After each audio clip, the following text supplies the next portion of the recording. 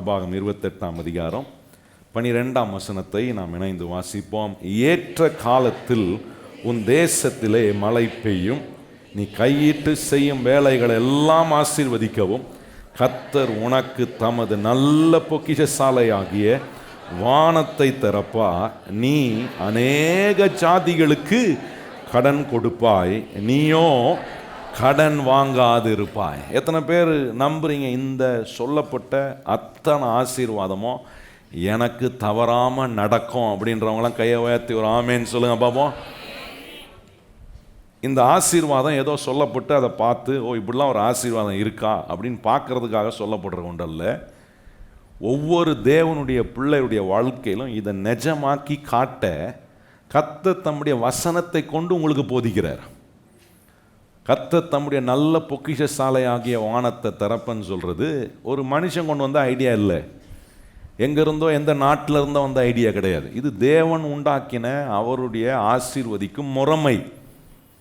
ஒவ்வொரு மனுஷனையும் ஒவ்வொரு விதங்களில் கர்த்தர் ஆசீர்வதிக்கிறார். ஒவ்வொரு ஜனத்தையும் ஆண்டவர் ஒவ்வொரு விதமாக ஆசீர்வதிக்கிறார். இந்த வருஷம் கர்த்தர் நம்மளை ஆசீர்வதிக்க தெரிந்து கொண்ட வழி என்னன்னா, எனக்கு நேராக கர்த்தர் வானத்தை திறக்கிறார். கையை வயதை சொல்லுங்க, இந்த வருஷம் என்னை ஆசீர்வதிக்கிறதுக்காகவே கர்த்தர் எனக்கு நேராக என்ன திறக்கிறாரு? வானத்தை திறந்து அந்த தேவ ஆசீர்வாதத்தையும் தேவ தயவை என் மேலே ஆண்டவர் பொழிகிறார். இப்படி ஒரு காரியம் எனக்கு நடக்க ஆரம்பிக்கும் போது வாழ்க்கையில் ஒன்றை நான் அனுபவிக்கிறோன்னா மாற என்னன்னா, எல்லாமே வாழ்க்கையில் சுலபமாக்கி தேவன் கொடுக்கிறத நான் பார்ப்பேன். சவால் நிறைந்த உலகம், உபத்திரம் நிறைந்த உலகம், வெளியே போனால் தீமைகள் எப்படியாவது நம்முடைய வாழ்க்கையை கவ வேண்டும் என்று இருக்கக்கூடிய உலகத்துக்குள்ளே போகும்போது ஆண்டவர் என்ன செய்கிறாருன்னா, எனக்கு நேராக அவர் திறந்திருக்கிற வானம், அந்த ஆசீர்வாதம், தேவ தயவு, ஒரு காரியத்தை எனக்கு ஆண்டவர் நிஜமாக்குறார். என்னன்னா, எல்லா கடினமான சூழ்நிலைகளையும் ஆண்டவர் எனக்கு சுலபமானதாக எளிமையானதாக மாத்துறார்.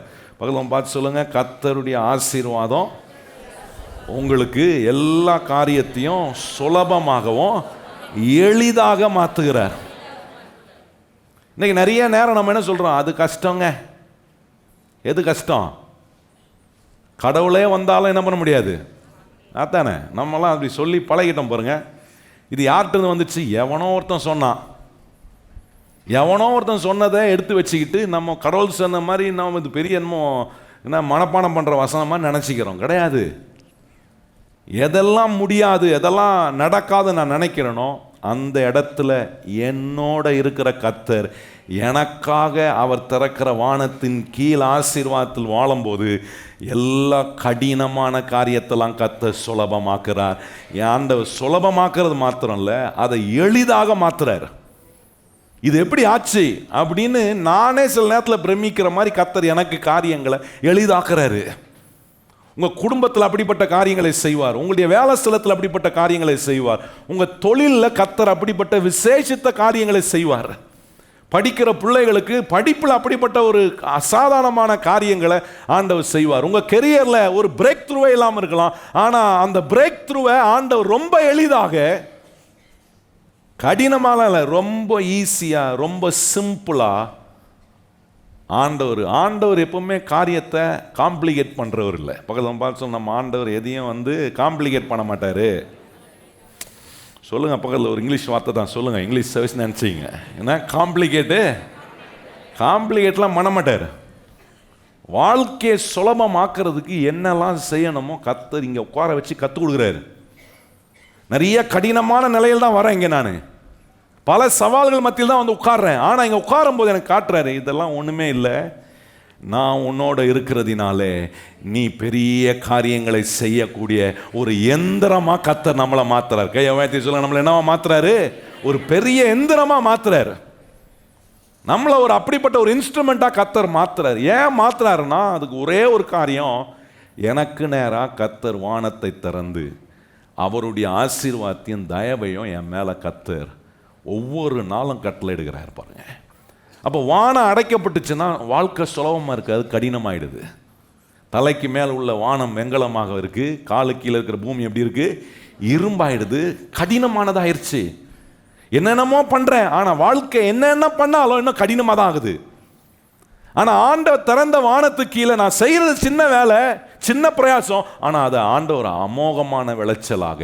என்ன பல சவால்கள் நடுவே நான் நிற்கிறேன், ஆனா அந்த சவால் நடுவில் நான் அந்த சவாலை எளிதாக மேற்கொள்ள, ரொம்ப ஈஸியா, ரொம்ப சிம்பிளா அதை ஓவர் கம் பண்ணிட்டு வர்றதுக்கு தேவனுடைய ஆசீர்வாதமும் தேவனுடைய தயவும் உங்களுக்கு அப்படிப்பட்ட நன்மையை கர்த்தர் உங்களுக்கு உண்டாக்குறாருங்க. நான் சொல்கிறேன், உங்களுடைய வேலையை நீங்கள் கர்த்தருடைய திறந்த வானத்துக்கு கீழே வைப்பீங்கன்னா உங்கள் வேலையை ஒவ்வொரு நாளும் சுலபமாக செய்ய கர்த்தர் உதவி செய்வார். கையை வயதை சொல்லுங்கள், உங்கள் வேலையை செய்ய கர்த்தர் ஒவ்வொரு நாளும் எப்படி பண்ணுவார்? சுலபமாக்குவார். என்ன ஒரு ஊழியக்காரனை அழைச்சி இந்த சபைக்கு போதகனாக வைத்து அவருடைய ஊழியத்தை செய்யும்படி என்னை ஆண்டவர் அழைத்திருக்கிறார் பாருங்க. நான் ஒவ்வொரு நாளும், ஆண்டவரே நீர் என்ன நடத்தும், உம்முடைய வானம் எனக்கு நேராக திறக்கப்பட்டிருக்கட்டும், இந்த சபைக்கு வருகிற ஒவ்வொரு விசுவாசிகளுக்கு நேராக நீர் வைத்திருக்கும் திறந்த வானம் திறக்கப்பட்ட நிலையில் இருக்கட்டும் ஆண்டவரே என்று நான் ஆண்டவரை சார்ந்து ஆண்டவருக்குள்ள நான் வாழ்றதுனால கர்த்தருக்கு செய்கிற ஊழியத்தை கர்த்தர் எனக்கு கடினமாக்கல, கர்த்தர் அதை சுலபமாக்குறாரு. இதே தான் உங்க தனிப்பட்ட ப்ரொஃபஷனுக்கும் பொருந்தும். ஆண்டவர் உங்களோட கூட இருந்து, ஆண்டவர் உங்களுக்குள்ள வந்து நீங்க அவருக்குள்ள இருந்து, அவர் உங்க வாழ்க்கைக்கு நேராக வானத்தை திறந்து அவர் தம்முடைய ஆசீர்வாதத்தையும் தயவையும் கட்டளையிடும் போது நான் சொல்றேன், இந்த காரியம் நிச்சயமா நீங்க பார்ப்பீங்க. God will make things easier and very simple in your life. ரொம்ப எதையும் போட்டு பெருசா குழப்பிக்கிட்டு, எதையும் பெருசா போட்டு யோசித்துக்கிட்டு பாரமா எடுத்துக்கிட்டு இருக்க மாட்டேன். அதை ஆண்டவர்கிட்ட கொடுப்பேன். ஆண்டவர் அதை ரொம்ப சிம்பிளான விதத்தில் அதை எனக்கு சரி பண்ணி கொடுக்க கூடிய எக்ஸ்பர்ட் என்னுடைய ஆண்டவர். கையை வச்சு சொல்லுங்க, நம்முடைய ஆண்டவர் நம்முடைய எல்லா சவால்களையும் ரொம்ப சூப்பராக, ரொம்ப சிம்பிளாக அதை ஒன்றும் இல்லாமல் ஆக்கி நம்மளை வெற்றி சிறக்க பண்ணுகிற கர்த்தர் நம்ம கூடவே இருக்கிறார். அப்போ வானம் திறக்கப்பட்ட நிலையில் நாம் வாழ வேண்டும் என்பது தான் வேதம் நமக்கு கற்றுக் கொடுக்குது. அடைப்பட்ட வானத்து கீழ் வாழுகிற நிலையும் சொல்லுது, திறந்த வானத்தின் ஆசீர்வாதத்து கீழே வாழ்றதையும் வேதம் சொல்லுகிறது. நிறைய காரியங்களை 5 காரியங்களை கவனித்திருக்கிறோம். கடந்த 2 வாரமாக விவாக உறவு கூட எப்படி ஆண்டவர் வைத்திருக்கும் திறந்த வானத்தின் ஆசீர்வாதத்து கீழே நம்ம கொண்டு வந்து நம்முடைய ஜெபத்துக்கு தடை வராதபடிக்கு கணவன் மீட்கப்பட்ட ஒரு கணவனாக, மனைவி ஒரு மீட்கப்பட்ட ஒரு மனைவியாக கர்த்தர் வைத்திருக்கும் நிலைகளை புரிந்து நீங்கள் செயல்படும் போது உங்களுக்கு நேராக கர்த்தர் திறந்த வானத்தின் ஆசீர்வாதத்தின் கீழே உங்கள் உறவுகள் வாழும்போது உங்கள் குடும்ப வாழ்க்கை, உங்கள் குடும்பம் ரொம்ப ஆசீர்வாதமாக இருக்கும், அநேகருக்கு ஆசீர்வாதமாக நீங்கள் வாழ முடியும் என்பதெல்லாம் உங்களுக்கு காண்பித்தேன். இன்றைக்கி இன்னொரு காரியத்தை உங்களுக்கு நான் காண்பிக்க விரும்புகிறேன். யோபின் புஸ்தகம் 3ஆம் அதிகாரம் அதில் உள்ள 25ஆம் வசனத்தை வைத்து இன்றைக்கு ஆண்டவர் காட்டுகிற 6வது காரியம், வானம் அடையப்படுவதற்கு இருக்கக்கூடிய ஒரு காரியம் என்னன்றது தான் இங்கே வேதம் சொல்லுது. அப்போ இது இல்லைன்னா, இதை நான் என் வாழ்க்கையை விட்டு அகற்றுவேன்னு சொன்னால் நிச்சயமாக ஆண்டவர் எனக்காக திறந்த வானத்தின் ஆசீர்வாதத்துக்கு கீழே நான் வாழுகிற ஒரு மனுஷனாய் மாறுறேன். இப்போ இங்கே 6வது காரியம் என்ன சொல்கிறாருன்னா, பயம் என்ன செய்துன்னா ஆண்டவர் திறக்கிற வானத்தை அடைப்பதுக்கான வேலையை செய்கிறது. பயம் உள்ள வரும்போது அது ஆசீர்வாதத்தை தடுக்குது, அது தேவ தயவை தடுக்குது. பயம் ரொம்ப கொடிய ஒரு காரியங்க. பயத்தை நம்ம ரொம்ப சாதாரணமாக எடுத்துக்கூடாது. Fear is a terrible thing in a individual's life. ஒரு தனிப்பட்ட மனுஷனுடைய வாழ்க்கையில் இந்த பயம் ரொம்ப பயங்கரமான விளைவுகள்லாம் செய்யும். அதை தான் இன்னைக்கு என்னன்றதை உங்களுக்கு காண்பித்து அதுலேருந்து நம்ம விடுபெற ஆண்டவர் என்ன வழி வச்சிருக்கிறாருன்றது தான் இன்னைக்கு உங்களுக்கு காண்பிக்க விரும்புகிறேன். அந்த வழியை பிடிச்சிக்கிட்டோன்னா நம்முடைய வாழ்க்கைக்கு நேராக தேவன் திறந்திருக்கிற திறந்த வானத்தின் ஆசீர்வாதத்துக்கு கீழே வாழ்கிற ஒரு நிலையில் நாம் வாழ்க்கையை கொண்டு வருகிறோம். அது நமக்கு ஆசீர்வாதம், அநேகருக்கு ஆசீர்வாதமாய் நம்ம வாழ ஆரம்பிக்கிறோம். அப்போ இந்த ஃபியர், இந்த பயம்ன்றது ஒரு மனுஷனுக்குள்ள பயம் எப்படி வேணால் வரலாம். அது இப்படி தான் வரும்னு சொல்ல முடியாது, எப்படி வேணால் வரும். ஆனால் அந்த பயம் உள்ள வந்த உடனே நீங்கள் கவனிச்சு பாருங்கள், அந்த மனுஷனை நெகட்டிவான கேரக்டர்ஸை, நெகட்டிவான அப்ரோச்சை அவன் மூலமாக கொண்டு வருது. இப்போ நல்லா கவனிக்கணும், உள்ள பயம் வருது. அது எப்படி வேணால் வரலாம். பயம் ஒரு பொருள் மூலமாக வரலாம், சிந்தனையின் மூலமாக வரலாம், ஒரு காரியத்தை செய்கிறதுனால நமக்கு உண்டாகிற பயமாக இருக்கலாம், சில வார்த்தைகளால் நமக்கு பயம் உண்டாகலாம். அந்த பயம் உள்ள வந்த உடனே அந்த மனுஷனுடைய கேரக்டரையே நெகட்டிவ் ஆக்குது. அது நெகட்டிவ் ஆக்குறதுனால என்ன ஆகுதுன்னா, அது அந்த நெகட்டிவான கேரக்டர் என்ன பண்ணுதுன்னா என்னையே அது பேக் ஃபயர் பண்ணுது. அது எனக்கே பெரிய ஆப்பு வைக்குது. ஊர்ல சொல்லுவாங்க பார்த்தீங்களா, ஆப்புன்னு சொல்லுவாங்க பாருங்க. அந்த ஆப்பு வந்து எப்படி வருதுன்னா, இந்த பயம் உள்ள வந்த உடனே நம்முடைய ஸ்வாபங்களை, நம்முடைய பேச்சை, நம்முடைய பழக்க வழக்கங்கள் எல்லாம் எதிர்மறையா மாத்துது. அந்த எதிர்மறையா மாறப்படுகிறது அதுவே எனக்கு பேக் ஃபயர் ஆகுது. திருப்பி எனக்கு அது பெரிய விளைவுகளை, என்னை பாதிப்படையக்கூடிய விளைவுகளை அது உண்டு பண்ணுது. அதுதான் ஆண்டவர் சொல்றாரு, இன்னைக்கு கொஞ்சம் அதை நம்ம டீல் பண்ண வேண்டியது ரொம்ப அவசியம். பாருங்க, நீங்க கவனிச்சீங்கன்னா இந்த பயமும் விசுவாசமும் ரெண்டும் ஆப்போசிட். இந்த ரெண்டுமே ஆப்போசிட்டான காரியம். ஆனால் இந்த பயமும் விசுவாசமும் ஒரே மாதிரி தான் வேலை செய்யுது. நான் சொல்ற வித்தியாசத்தை நீங்கள் கவனிச்சிக்கணும். ஃபியரும் ஃபெய்த்தும் ரெண்டும் ஆப்போசிட் ஆனது, ரெண்டுக்கும் ஒத்து போகாது. ஆனால் இந்த ரெண்டுமே ஒரே மாதிரி தான் வேலை செய்யுது. விசுவாசம் எப்படி வேலை செய்யுது? நான் எதை விசுவாசிக்கிறேனோ அதை நான் பெற்றுக்கொள்வேன் நான் நம்பிக்கையோடு இருக்கும்போது அந்த காரியம் எனக்கு நடக்குது. இப்போ பயம் எப்படி வேலை செய்யுதுன்னா, நான் எதை குறித்து பயப்படுறேனோ அந்த பயந்த காரியம் எனக்கு அப்படியே நடக்குது. அப்போ கவனிச்சு பாருங்க, இந்த பயத்தை நம்முடைய வாழ்க்கையை விட்டு புறம்பாக்க வேண்டியது ரொம்ப அவசியம். ஏன்னா இந்த பயம் வந்து ஜெயிக்கக்கூடிய ஒரு மனுஷனை கூட தோக்கிறவனா மாத்துது. நல்லா கவனிங்க, படிக்கிற பிள்ளைங்க இந்த வருஷம் முழுவதும் படிச்சிருப்பாங்க, இந்த அகாடமிக் இயருக்காக தங்களை டெவலப் பண்ணியிருப்பாங்க, தங்களை ப்ரிப்பேர் பண்ணியிருப்பாங்க. ஆனால் இந்த எக்ஸாமினேஷன் வரும்போது அந்த ஒரு ஃபியர் என்ன பண்ணுதுன்னா, ஜெயிக்கக்கூடிய ஒரு ஸ்டூடெண்ட்டை கூட தோல்விக்குள்ள கொண்டு போயிடுமோன்ற ஒரு பயத்தை உண்டாக்குது. பாருங்க, கல்யாண உறவுக்குள்ளே போகும்போது நான் மறக்க முடியாத ஒரு பையன், என்ன வாலிப பையன் கல்யாணம் ஆக போகிறான் பாருங்க. அவனை பார்த்து கேட்டேன், என்னடா உனக்கு கல்யாணமாமே அப்படின்னு கேட்டேன். ஆமாம் பாஸ்டர், கல்யாணம் பண்ண போகிறேன்.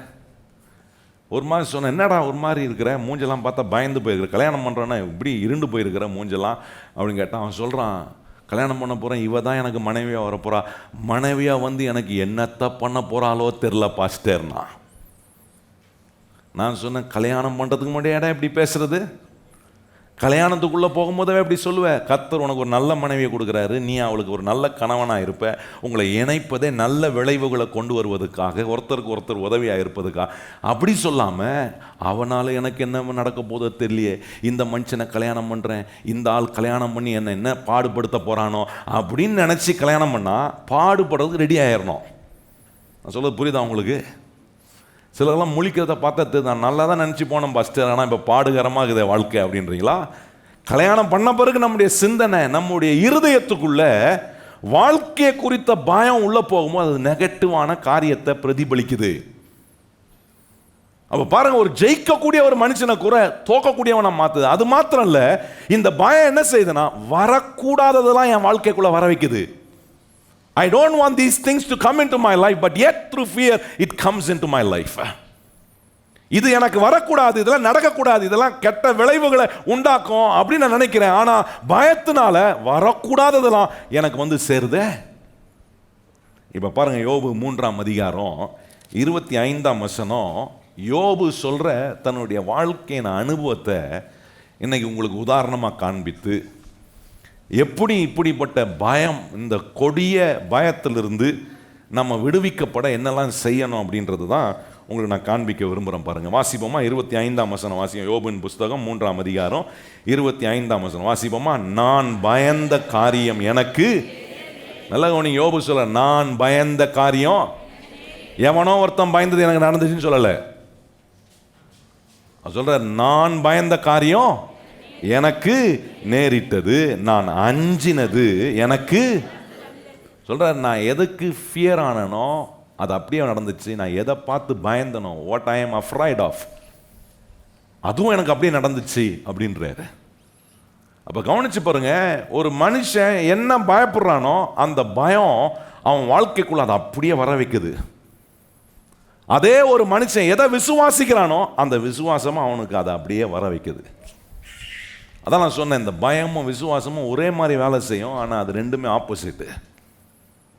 பயம் வந்து தீமையை கொண்டு வருது, அழிவை கொண்டு வருது, பலவீனத்தை உண்டாக்குது, தோல்வியை உண்டாக்குது, நம்முடைய வாழ்க்கையில் இருக்கிற எல்லாத்தையும் சிறுக பண்ணுது, நம்மளை எம்டி ஆக்குது. ஆனால் விசுவாசம் அப்படி இல்லை. ஒன்றும் இல்லாதவனுக்கு ஒரு விசுவாசத்தை கர்த்தர் உண்டாக்கி அந்த விசுவாசம் எல்லாத்தையும் கொண்டு வருது.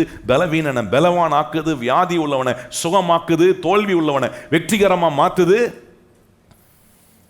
இந்த விசுவாசம் இப்படிப்பட்ட வேலையை செய்து, ஆனால் பயம் அதுக்கு எதிர்மறையான வேலையை செய்து. அதனால தான் ஆண்டவர் சொல்றாரு, இந்த பயத்தை நம்முடைய வாழ்க்கையை விட்டு புறம்பாக்க வேண்டியது ரொம்ப முக்கியம். பயம் வராமல் இருக்காது. பயம் பொருத்தக்கூடிய உலகத்தில் தான் வாழ்கிறேன். ஆனால் இந்த பயம் வரும்போது அதை நான் புறம்பாக்கிறதுக்கு நான் கவனம் செலுத்தணுமே.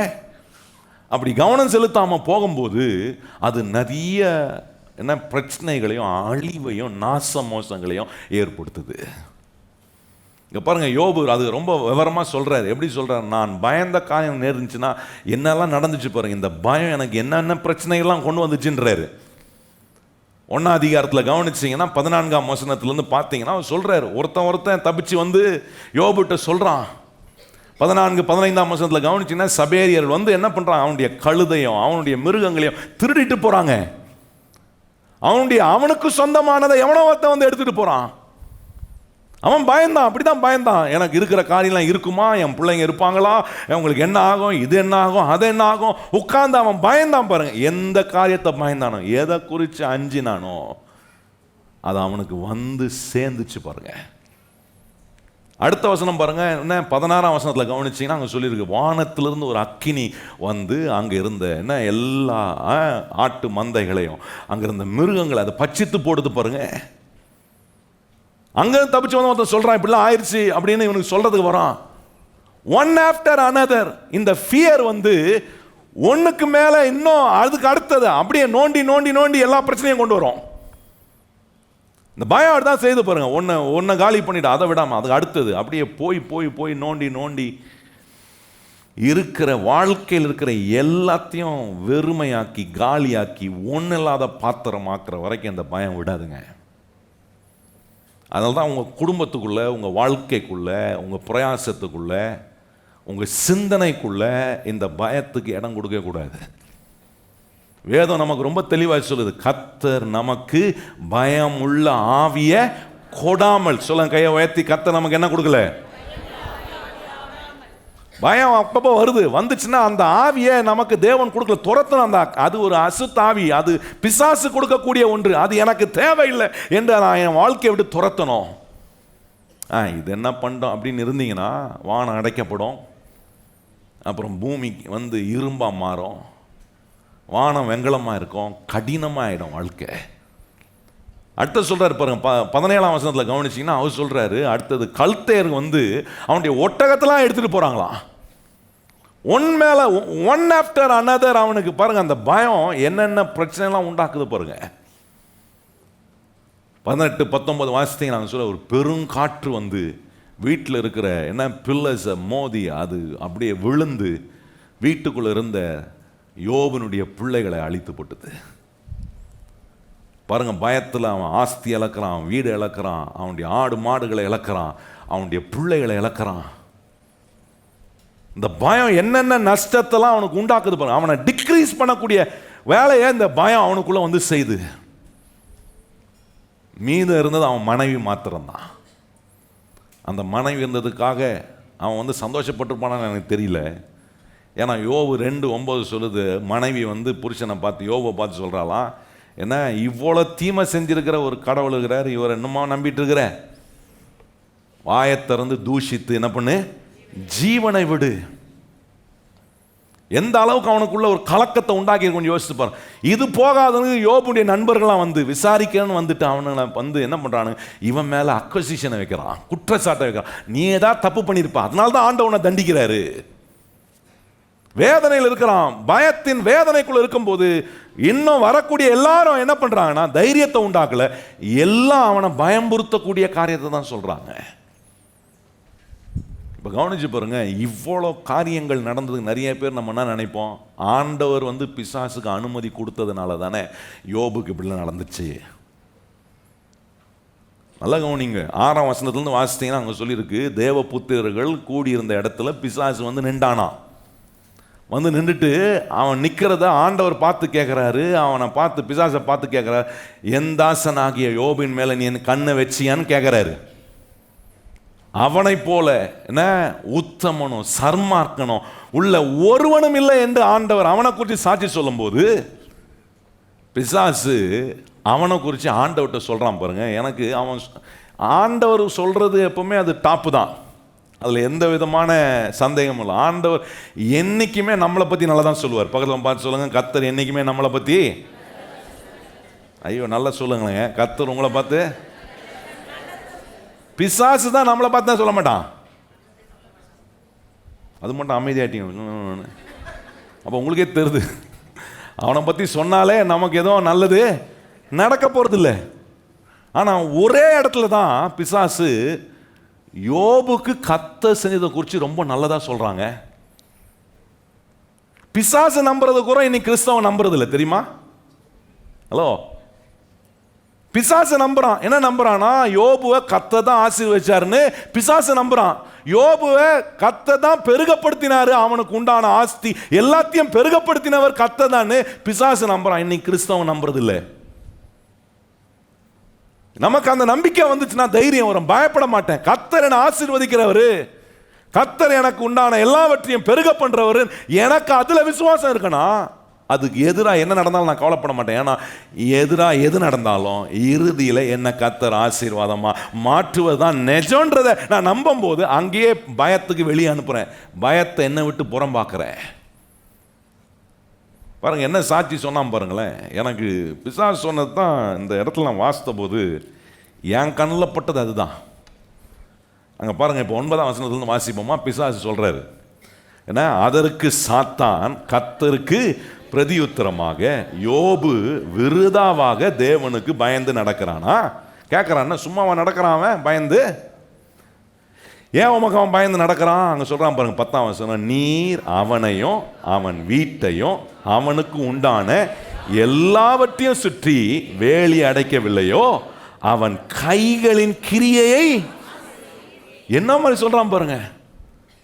நம்ம அதான் வாசித்தோம், உபாகமம் 28:12 வாசித்தோம். என்ன வாசித்தோம்? நீ கையிடும் எல்லா வேலையிலும் கர்த்தர் என்ன கட்டளையிடுவாரு. எத்தனை பேர் நம்புறோம் அதை? பார்த்தீங்களா? திருப்பியும் கேட்குறேன், 2வது தானே பிக்கப் ஆவீங்க. எத்தனை பேர் நம்புறீங்க அதை? கர்த்தர் என்ன என் கையின் உழைப்பெல்லாம் ஆசீர்வதிக்கிறான்னு எத்தனை பேர் நம்புறீங்க? நம்ம அதை நம்புறதுல தான் நமக்கு பெரிய குழப்படி. கொஞ்சம் ஆசீர்வாதம் வரலன்னா பயம் வந்துடுது, கொஞ்சம் முன்னேற்றம் வரலன்னா என்ன ஆகிடுமோ தெரியலையே, இன்னும் கொஞ்ச நாள் தான் நமக்கு வேறு சேலஞ்சிங்லாம் வந்துச்சுன்னா, வேலையை விட்டு தூக்கிட்டாங்கன்னா என்ன பண்ணுறது, பயம்.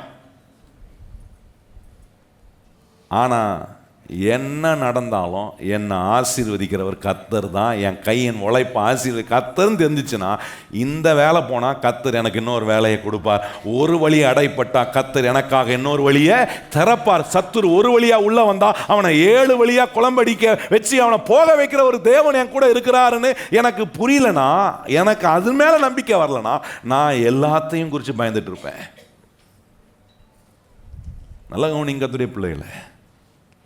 இப்போ பாருங்க சொல்கிறான், ஆண்டவரை பார்த்து சொல்கிறான், அவனா சும்மாவா, நீர் அவனுக்கு உண்டான வீட்டையும் அவனுக்கு உண்டான ஆசீர்வாதம் எல்லாவற்றையும் நீர் ஆசீர்வதிச்சுட்டு அந்த ஆசீர்வாதத்தை சுற்றி என்ன போட்டு வச்சிருக்கிறீரு, வேலி அடைத்தி வச்சிருக்கிறீரு. அப்புறம் சொல்கிறான் பாருங்க, அவனுக்கு உண்டான சம்பத்து தேசத்தில் பெருகிட்டு சொல்கிறான். எப்படி பெருகிருக்கு பாருங்க, அவனை ஆசீர்வதித்தீரு, அவன் சம்பத்தை பெருகப்படுத்தினீர், அவனை சுற்றி வேலி அடைச்சிருக்கிறீரு.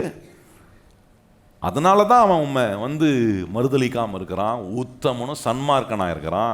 அதுக்கு அடுத்த வசனம் பாருங்க, பிசாசு ஆண்டவரை உசுப்ப பார்க்குறான், தூண்டிவிட பார்க்குறான். ஆண்டவர் இந்த நம்ம நிறைய பேர் நினச்சிக்கிறோம், இங்கே ஆண்டவர் தூண்டி விடப்பட்டதுனால ஆண்டவர் போய் யோபுக்கு போட்ட வேலையெல்லாம் புடுங்கி போட்டாரு.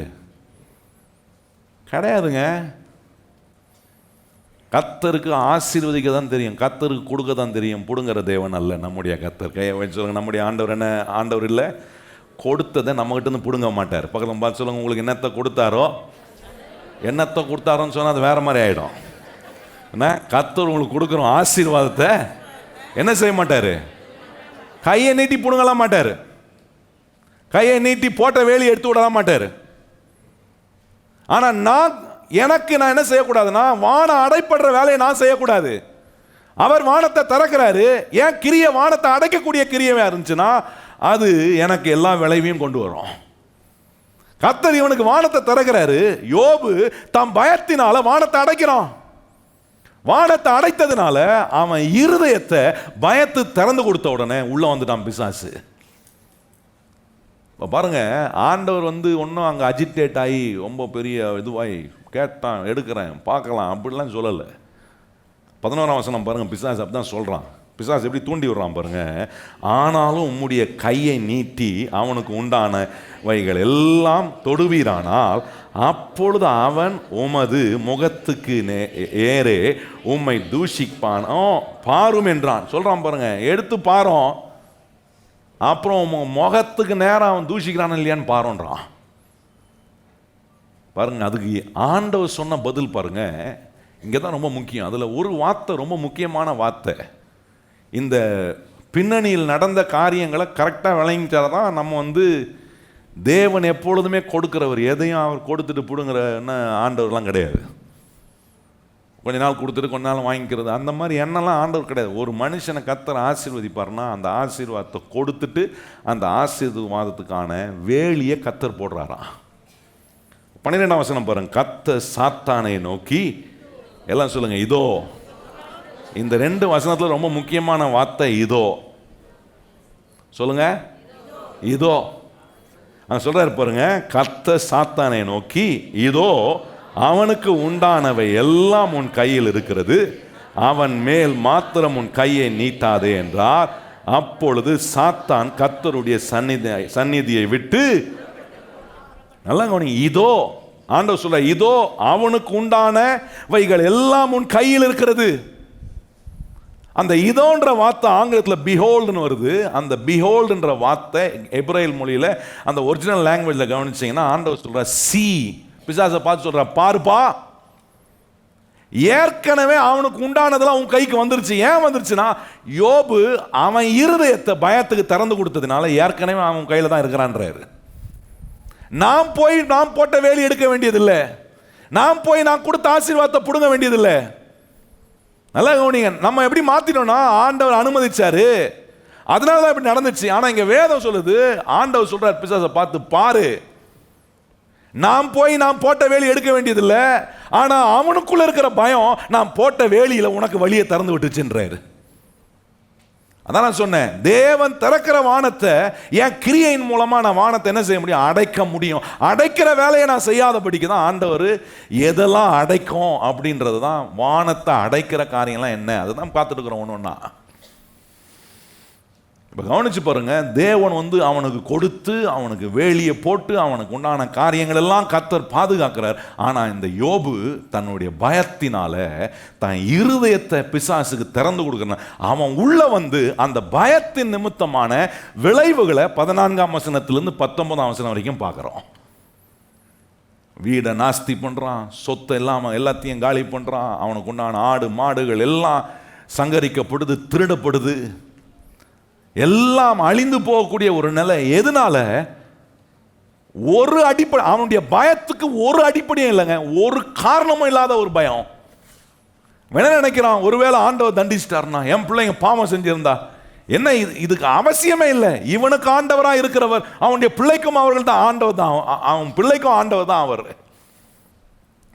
இவனை காப்பாற்றுகிறவர், இவனை பரிசுத்தப்படுத்துகிறவர், இவனை கழுவி சுத்திகரிக்கிறவர். அந்த பிள்ளைகளையும் கர்த்தர் கழுவி சுத்திகரிப்பாரே, அந்த எண்ணம் இல்லை. there is no reason for his fear. ஏதோ ஒரு காரியத்தை எண்ணி பயந்து, இன்னைக்கு நம்முடைய வாழ்க்கையிலும் நம்ம பயப்படுறதுக்கு காரணமே கிடையாது. ஏதோ ஒரு காரியம் மனசுக்குள்ள பட்டு, ஏதோ ஒன்று சிந்திச்சு, ஏதோ ஒன்று பிசாசு போடுறான் உள்ள மனசுக்குள்ள. போட்ட உடனே குடும்பத்தை குறித்து பயப்படுறேன், பிள்ளைங்களை குறித்து பயப்படுறேன், எதிர்காலத்தை குறித்து பயப்படுறேன், என் வேலையை குறித்து பயப்படுறேன், என் தொழிலை குறித்து பயப்படுறேன், என் பொருளாதார நிலையை குறித்து பயப்படுறேன். இந்த பயம் உள்ள வந்துருச்சுன்னா பிசாசு தெரியும். இந்த பயத்தை மாத்திரம் என் வாழ்க்கையில ஒரு கதவு மாதிரி திறந்து விட்டேன்னா, இந்த பயம் என்கிற கருவினால என்னை கண்ட்ரோல் பண்றவனா மாறுறான் பிசாசு. அவன் என்னை கண்ட்ரோல் பண்றவனா மாறும்போது என்கிட்ட இருக்கிறதெல்லாம் எடுத்து என்னை இல்லாதவனாக்கி, ஒன்றும் இல்லாதவனாக்கி, வெறுமையாக்கி, என் இன்க்ரீஸ் எல்லாம் டிக்ரீஸ் பண்ணி, எனக்கு கர்த்தர் கொடுத்துருக்கிற நிம்மதியை சமாதானத்தையெல்லாம் கெடுத்து, பயத்தினாலே இது எல்லாத்தையும் கெடுத்து, வாழ்க்கை அப்படியே ஒரு மாதிரி பிரம்ம பிடிச்சவனை போல வாழ்கிற ஒரு நிலை இந்த பயம் உள்ள வந்து மனுஷனுக்குள்ள செய்கிற வேலைகள். நல்ல கவனிங்கள். ஆண்டவர் அதை தான் இங்கே காட்டுறாரு. பிசாசு சொல்றாரு, பாரு பாரு. ஆண்டவர் சொல்ற இதோ அப்படின்னா பாருப்பா, ஏற்கனவே அவன் திறந்து கொடுத்துட்டான். நான் அவனுக்கு பாதுகாப்பான வேலியை போட்டிருக்கிறேன். நான் அவனை ஆசீர்வதிக்கிறேன். வருஷந்தோறும் அவன் பெருகிறதுக்கான ஆசீர்வாதத்தை கொடுக்கிறேன். ஆனா அவனுடைய இருதயத்துக்குள்ள இருக்கிற பயம், பிசாசு உள்ளே போவதுக்கான வழியை யோபுவினுடைய பயம்தான் வழி உண்டாக்கி சொல்லிய. கர்த்தர் ஒன்றும் வேலியெல்லாம் பிடிங்கெல்லாம் போடல. ஆண்டவர் அதான் சொல்றாரு, அவன் ஜீவனை மாத்திரம் என்ன பண்ணாத, தொடர்றதுக்கு உனக்கு அதிகாரம் கிடையாது. அவன் ஜீவனுக்கு அதிகாரத்தை செலுத்தக்கூடியவர் நான் மாத்திரம்தான். அவன் பயத்தினால உன்னை அவன் உள்ள வர வச்சுட்டான். அவனுடைய ஆஸ்தி மேல நீ கை வைக்கலாம், அவனுடைய மனதை நீ கெடுக்கலாம், அவனுக்கு உண்டான காரியங்களை கெடுக்கலாம். ஆனா அவனை தொடர்றதுக்கு உனக்கு உரிமை கிடையாது. ஏன்னா யோபு என்னுடையவன். என்ன அர்த்தத்தை சொல்றாரு? அவனுக்குள்ள இருக்கிற பயத்தை நான் எப்போ வேணாலும் மாற்றுவேன்ப்பா. அந்த பயத்தை மாத்திட்டேன்னா அவன் இழந்ததெல்லாம் ரெட்டத்தனை அவன் பெறுவதுக்கான வழியை ஏனால் உண்டாக்க முடியும். அவன் ஜீவனை மாற்றம் தொடர்றதுக்கு உனக்கு என்ன இல்லை, அதிகாரம் இல்லைன்றாரு. நல்லா கவனிச்சு பாருங்க. இன்னைக்கு வாழ்க்கையில் நீங்கள் எதை குறித்து பயப்படுறீங்களோ அது உடனே வராமல் இருக்கலாம். ஆனால் அதனுடைய ரிஃப்ளெக்ஷன் உங்கள் டே டு டே லைஃப்பில் வரக்கூடிய வருஷங்கள் அதனுடைய விளைவை பார்ப்பீங்க. அதுதான் இன்னைக்கு ஆண்டவர் சொல்கிறார், வானம் திறக்கப்பட்ட நிலையில் அந்த ஆசீர்வாதத்தில் நம்ம தேவல வாழும்போது ஒரு காரியத்தை கர்த்தர் நம்முடைய வாழ்க்கையை விட்டு அகற்றுகிறார். என்னன்னா, பிசாசு நமக்கு உண்டு பண்ணுகிற பயம். இந்த பயத்தை நம்ம வாழ்க்கையை விட்டு அகற்றணும் பாருங்க. இன்னொரு இடத்துல கவனிச்சிங்கன்னா, மார்க் சுவிசேஷத்தில் 5ஆம் அதிகாரத்தில் எவிரு என்கிற ஒரு ஜெப ஆலய தலைவன் வந்து இயேசுவை நம்பி வருகிறான். என்ன நம்பி வரான்? இந்த இயேசு என் வீட்டுக்கு வந்து என் பிள்ளை மேலே கை வச்சாருனா என் பிள்ளை சுகமாயிடுவா. இந்த நம்பிக்கையோட இயேசு எங்க இருக்கிறாரோ அங்க தேடி போகிறான். விசுவாசத்தோட போகிறான். நல்ல கவனி நான் சொல்றது, விசுவாசத்தோட போகிறான். அந்த விசுவாசம் அவனுக்கு என்ன கொடுக்குது? என் பிள்ளை சுகமாவா, என் பிள்ளைக்கு ஒரு அற்புதம் நடக்கும், என் பிள்ளைக்கு ஒரு நல்ல வாழ்க்கை அமையும், ஒரு புது ஆரம்பத்தை ஆண்டவர் கொடுப்பார். அவருக்கு தெரியுது. இந்த நம்பிக்கையோட போனவன் இந்த நம்பிக்கைக்குள்ள பிசாசு பயத்தை கொண்டு வரது தான் வேலை செய்யறான். நல்ல கவனிங்கள். இங்கே உட்கார்ந்து கேட்கும் போது விசுவாசம் உண்டாகுது. ஏன்னா இந்த தேவனுடைய வார்த்தை உங்களுக்குள்ள விசுவாசத்தையும் நம்பிக்கையும் உண்டாக்குது. ஆனா சூழ்நிலைக்குள்ள போகும்போது பிசாசு என்ன செய்ய வைக்க விரும்புறான்னா, உங்க விசுவாசத்தை பயத்தா மாத்துறதுக்காக வேலையை செய்யறான். நான் அங்கதான் கொஞ்சம் ஜாக்கிரதையா இருக்கேன். இல்லை இல்லை இல்லை, நான் கர்த்தரை நம்பி வாழ்கிற தேவனுடைய பிள்ளையா இருக்கிறேன். எத்தனை பேர் கை வாட்டி சொல்றோம், நான் கர்த்தரை நம்பி வாழ்கிற அவருடைய பிள்ளை? எத்தனை பேர் அப்படி சொல்றவங்க? நல்ல கையை வச்சு சொல்ற, நான் இயேசுவை நம்பி வாழ்கிற அவருடைய பிள்ளை. வரான் பாருங்க. இயேசுநாட்ட சொல்றான் எவிரு, அவன் சொல்றான், சொன்னவன ஆண்ட சொல்றான், வரப்பா அவன் வீட்டுக்கு அப்படின்னு சொல்லிட்டு இயேசுநாதர் அவன் வீட்டுக்கு போகிற காரியம் தாமதமாயிட்டே இருக்கு. தாமதமாக தாமதமாக இவன் விசுவாசம் குறையில பார்க்கறான். ஏன்னா அந்த தாமதத்தில் கூட இயேசுநாதர் என்ன பண்றார்? அங்க ஒரு அற்புதத்தை செய்யறார். என்ன அற்புதத்தை செய்யறாரு? பெரும்பாடு உள்ள ஸ்திரீ, 12 வருடமா ரத்தம் போக்கு உள்ள சகோதரி வந்து எல்லா முயற்சியும் பண்ணி ஒண்ணுமே அவளுக்கு மாற்றம் வரல, ஒரு சேஞ்சம் உண்டா. ஆனா இயேசுவை தொட்டா எனக்கு அற்புதம் நடக்கும்ன்ற நம்பிக்கையோட அவளுக்குள்ள விசுவாசம் இருந்துச்சு. எல்லாத்தையும் பார்த்து பயந்து, பயத்தினால் எல்லாவற்றையும் இழந்து, அவன் ஆரோக்கியத்தை இழந்து கடைசியா ஒரு நம்பிக்கை வருது. இயேசுவின் வஸ்திரத்தின் ஓரத்தை தொட்டா நான் சுகமாயிடுவேன் என்ற ஒரு தைரியம் வருது. வரா கூட்டத்தின் நடுவே இயேசுவின் வஸ்திரத்தின் ஓரத்தை தொடுகிறா. இயேசு கிறிஸ்துவினுடைய மேல இருந்த வல்லமை அவர் புறப்பட்டு போனதை உணர்கிறார். போன மாத்திரத்தில் அந்த பெரும்பாடு உள்ள ஸ்திரீ இயேசுவை விசுவாசித்து தொட்ட அந்த நொடி பொழுதுல அவள் தன் சுகத்தை பெற்றுக்கொண்டாள். இதெல்லாம் இந்த ஜெப ஆலய தலைவன் பார்க்குறான், பார்த்துட்டே இருக்கிறான். இந்த அற்புதம் நடக்க நடக்க வீட்டில் டைம் டிலே ஆகுது. டைம் டிலே ஆக என் பிள்ளை இருப்பாளோ இருக்க மாட்டாளோ, ஒரு பக்கம் பயம் இருந்தாலும், ஆனால் அவனுக்கு ஒரு நம்பிக்கை இருக்கு, நான் இயேசு என் வீட்டுக்கு வந்தா என் பிள்ளை சுகமாயிடுவா.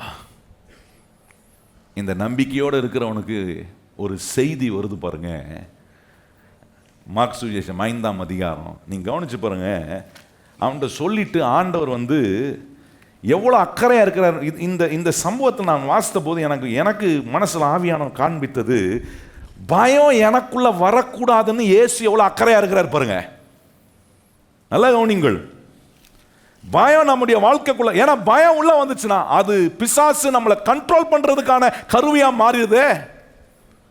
அதனால ஆண்டவர் பார்க்கிறாரு, இந்த பயம் என் பிள்ளைக்குள்ள வராம இருக்கிறது, அந்த பயத்தை எதிர்ப்பதுக்கான காரியங்களை எனக்கு போதிச்சுட்டே இருக்கிறாரு, எனக்கு சொல்லி கொடுத்துட்டே இருக்கிறாரு. ஏன்னா அந்த ஜெபாலய தலைவன் நம்பிக்கையோட வந்தான், இயேசுவின் மேல உள்ள விசுவாசத்தோட வந்தான். வந்துட்டு இயேசுநாதர் இடத்துல சொல்றான், ஆண்டவரே நீர் என் பிள்ளைய தொட்டிருனா என் பிள்ளை சொஸ்தமாயிடுவா, நீங்க வரணும் அப்படின்னு இயேசுநாதனை வரன்னு சொல்லிட்டு டிலேயாக இப்போ அவனுக்கு ஒரு செய்தி வருது பாருங்க. 36ஆம் அதிகாரம், மார்க் 5ஆம் அதிகாரம் 36ஆம் வசனத்தை எல்லாரும் நம்ம இணைந்து வாசிப்போமா? அவர்கள் சொன்ன வார்த்தைகளை இயேசு கேட்ட உடனே, நல்லா கவனிங்க, இதெல்லாம் சொன்னேன். இயேசுவுக்கு என் மேல எவ்வளவு அக்கறை இருக்குன்னா, நான் ஒரு காரியத்தில், என் குடும்பத்தில், என் வேலையில், என் தொழிலில், என் பொருளாதாரத்தை குறித்து, என் நாளைய குறித்து ஏதாவது ஒரு சின்ன பயம் எனக்குள்ள வந்துச்சுன்னா, ஆண்டவர் நான் அதை முக்கியப்படுத்தணும் இல்லையோ, தேவன் அந்த பயத்தை என்னை விட்டு வெளியே அனுப்புவதற்கான முக்கியப்படுத்தக்கூடிய தேவனா இருக்கிறாரு. ஏன்னா அவருக்கு தெரியும், அந்த பயம் உள்ள வந்துச்சுன்னா அற்புதம் நடக்காது, ஆசீர்வாதத்தை நான் இழக்கிறவனா மாறிடுறேன், பெருக வேண்டிய நான் சிறுகிறவனா மாறுறேன். ஆண்டவர் அதை பார்த்துட்டு அந்த வார்த்தையை கேட்ட உடனே ஆண்டவர் சொல்றாரு பாருங்க, அங்க அந்த ஜெபாலய தலைவனை பார்த்து அங்க சொல்றாரு ஆண்டவர், அவனை நோக்கி சொல்றாரு, பயப்படாதே. சத்தமா சொல்லுங்க, ஆண்டவர் என்ன சொல்றாரு? ஆண்டவர் அவனுக்கு பயப்படாதே எப்படி சொல்லியிருப்பாருன்னு நான் கொஞ்சம் யோசித்து பார்க்குறேன். கேட்டுட்டு இம்மீடியட்டான ரியாக்ஷன் கொடுத்துருப்பேன். ஏன்னா பயத்தை வெறுக்கிறாரே ஆண்டவர்,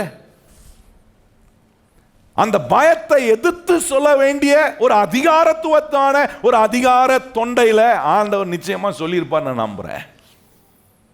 அவனை பார்த்து சொல்லி, பயப்படாதே, விசுவாசம் உள்ளவனாயிரு.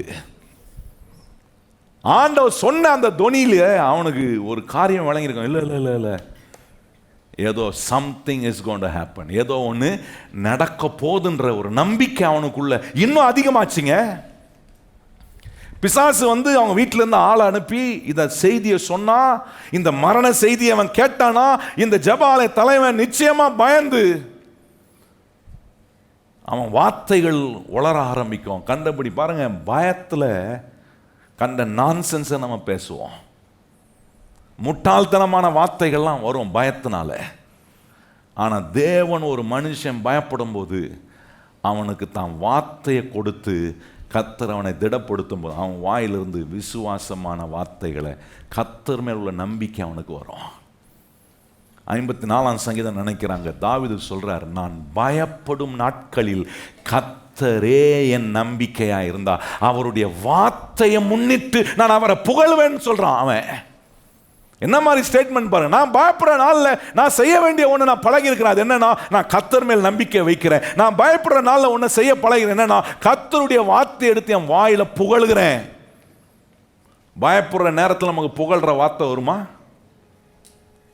ஊழ விடுற வார்த்தை வரும், என்ன முறுமுறுக்கிற வார்த்தை வரும், எதிர்மறையான வார்த்தைகள் வரும்.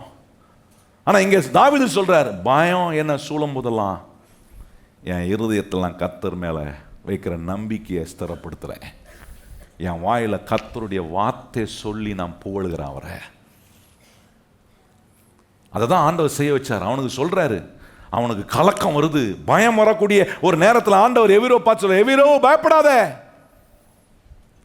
என் மேல விசுவாசம் உள்ளவனாயிரு. கையை உயர்த்தி சொல்லுங்க, நான் இயேசுவின் மேல விசுவாசம் உள்ளவனாக இருக்கிறேன். கையை உயர்த்தி சொல்லுங்க, எத்தனை பேர் சொல்றீங்க, நான் இயேசுவின் மேல விசுவாசம் உள்ளவனாக இருக்கிறேன்.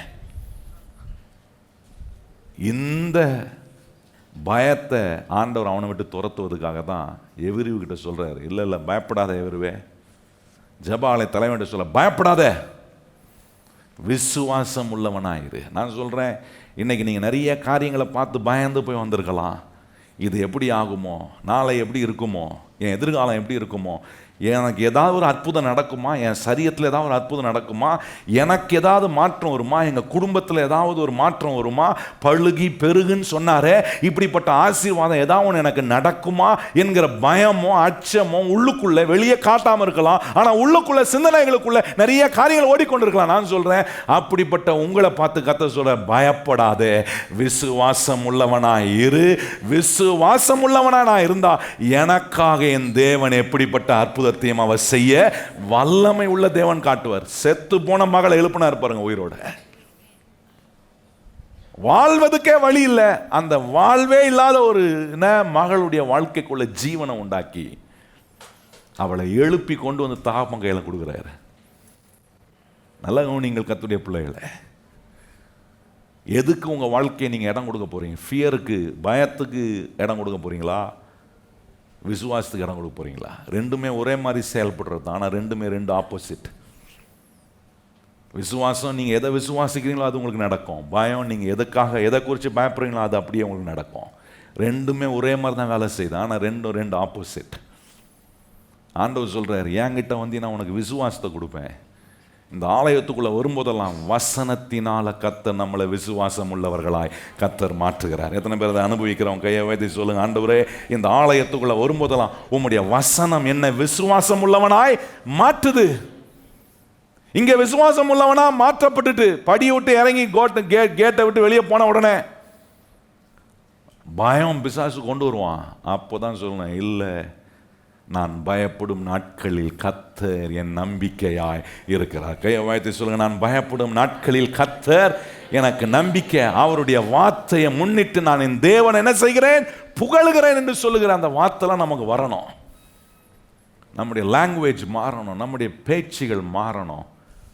கர்த்தர் எனக்கு நேராக வானத்தை திறந்தது, என்ன நடந்தாலும் அவர் என்னை கைவிடவே மாட்டார்.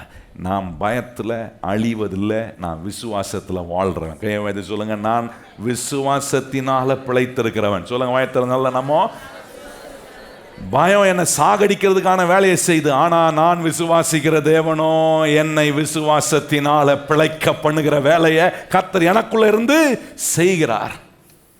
அதுக்கு நான் இடம் கொடுக்கணும் பாருங்க.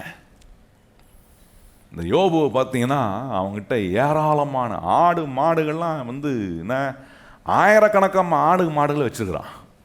அந்த நாட்களில் வந்து எவ்வளோ ஆடு மாடுகள் ஒட்டகம்லாம் ஓட்டிருக்கோ, எவ்வளோ வேலை ஆட்கள், அதுதான் அவங்களுக்கு பெரிய சொத்தாக எண்ணப்படும். அவங்ககிட்ட ஒவ்வொரு வருஷமும் அவன் சம்பத்து பெருகிட்டே இருக்கு. அவன் கையிட்டு செய்கிற வேலையெல்லாம் கர்த்தர் ஆசீர்வதிக்கிறார். ஆனால் கவனிச்சு பாருங்க, பயம் உள்ள வந்த உடனே சில நாட்களில் சில நிமிடத்தில் எல்லாமே அவனை விட்டு போகுது. நல்லா கவனிங்க. அதுக்குனால தான் ஆண்டவர் ரொம்ப சீரியஸாக நம்ம கற்றுக் கொடுக்குறாரு. என்னன்னா, எதை கொண்டும் நீ பயப்படாத. பொருளாதார காரியத்தை பார்த்து பயப்படாதீங்க, உங்கள் குடும்ப சூழ்நிலைகளை பார்த்து பயப்படாதீங்க, உங்கள் வேலையில் இருக்கிற சவால்களை பார்த்து பயப்படாதீங்க, உங்கள் தொழிலில் எடுக்கிற எல்லா இழப்புகளை பார்த்து பயப்பட, உங்கள் தோல்வியை பார்த்து பயப்படாத. இவைகள் நடுவே என்னை வாழ வைக்கிற ஒரு தேவன் இருக்கிறார். அவர் தான் எனக்கு வானத்தை திறக்கிறார், என் மேலே ஏற்ற நேரத்தில் மழையை பெய்ய வைக்கிறார். நான் கையிட்டு செய்யும் எல்லா வேலைகளையும் கர்த்தர் என்ன பண்ணுகிறாரு, ஆசீர்வாதம் கட்டளையிடுகிறார். எனக்கு நேராக கர்த்தர் தம்முடைய நல்ல பொக்கிஷ சாலையாகிய வானத்தை அவர் திறக்கிறார். ஆகவே கர்த்தர் என்னை கடன் வாங்காமல் அநேகருக்கு கொடுக்கக்கூடிய ஒரு நிலையில் என்னை ஆண்டவர் மாற்றுகிற அந்த உயரமான நிலை, உயர்ந்து வருகிற நிலைக்கு நேராக என் வாழ்க்கை ஸ்திரப்படுவதுக்கு தான் சொல்கிறாரு, விசுவாசத்துக்கு இடம் கொடு, பயத்துக்கு இடம் கொடுக்காத. தேவன் மேல் உள்ள விசுவாசத்தை பெருகப்படுத்திக்கிட்டே இருங்க. அற்புதமான விளைவுகள். அதான் ஆண்டவர் சொல்கிறார், நான் உனக்கு பயமுள்ள ஆவியை கொடாமல் அன்பும் பலனும் தெளிந்த புத்தியை கொடுத்துருக்க. இந்த தெளிந்த புத்தி என்ன செய்யணும்னா, விசுவாசத்தின் மேலே கண் வைக்க உதவி செய்யும். எதை கேட்டால் விசுவாசம், அதை அதிகமாக கேட்பேன். தேவனுடைய வசனத்தை அதிகமாக கேட்பேன். ஏன்னா இது கேட்க விசுவாசம், வார்த்தைகளை எடுத்து பாடலாம் பாடுவேன். அதை பாட விசுவாசம் வரும் எனக்குள்ள. பாருங்க, 7 என்ன வெறும் குறிப்புகளை மாத்திரம் சொல்லி முடிக்க விரும்புகிறேன் இன்னைக்கு. 7 என்ன பயங்கரமான பயங்கள், இந்த 7 டெட்லி ஃபியர்ஸை குறித்து நான் உங்களுக்கு காண்பிக்க. அதை எப்படி மேற்கொள்ளணும் அப்படின்றது தான் நம்ம கவனிக்கணும். முதல் காரியம் பாருங்க, ஃபியர் ஆஃப் அன்னோன். தெரியாத காரியத்தை குறித்து பயந்து நிற்பேன்.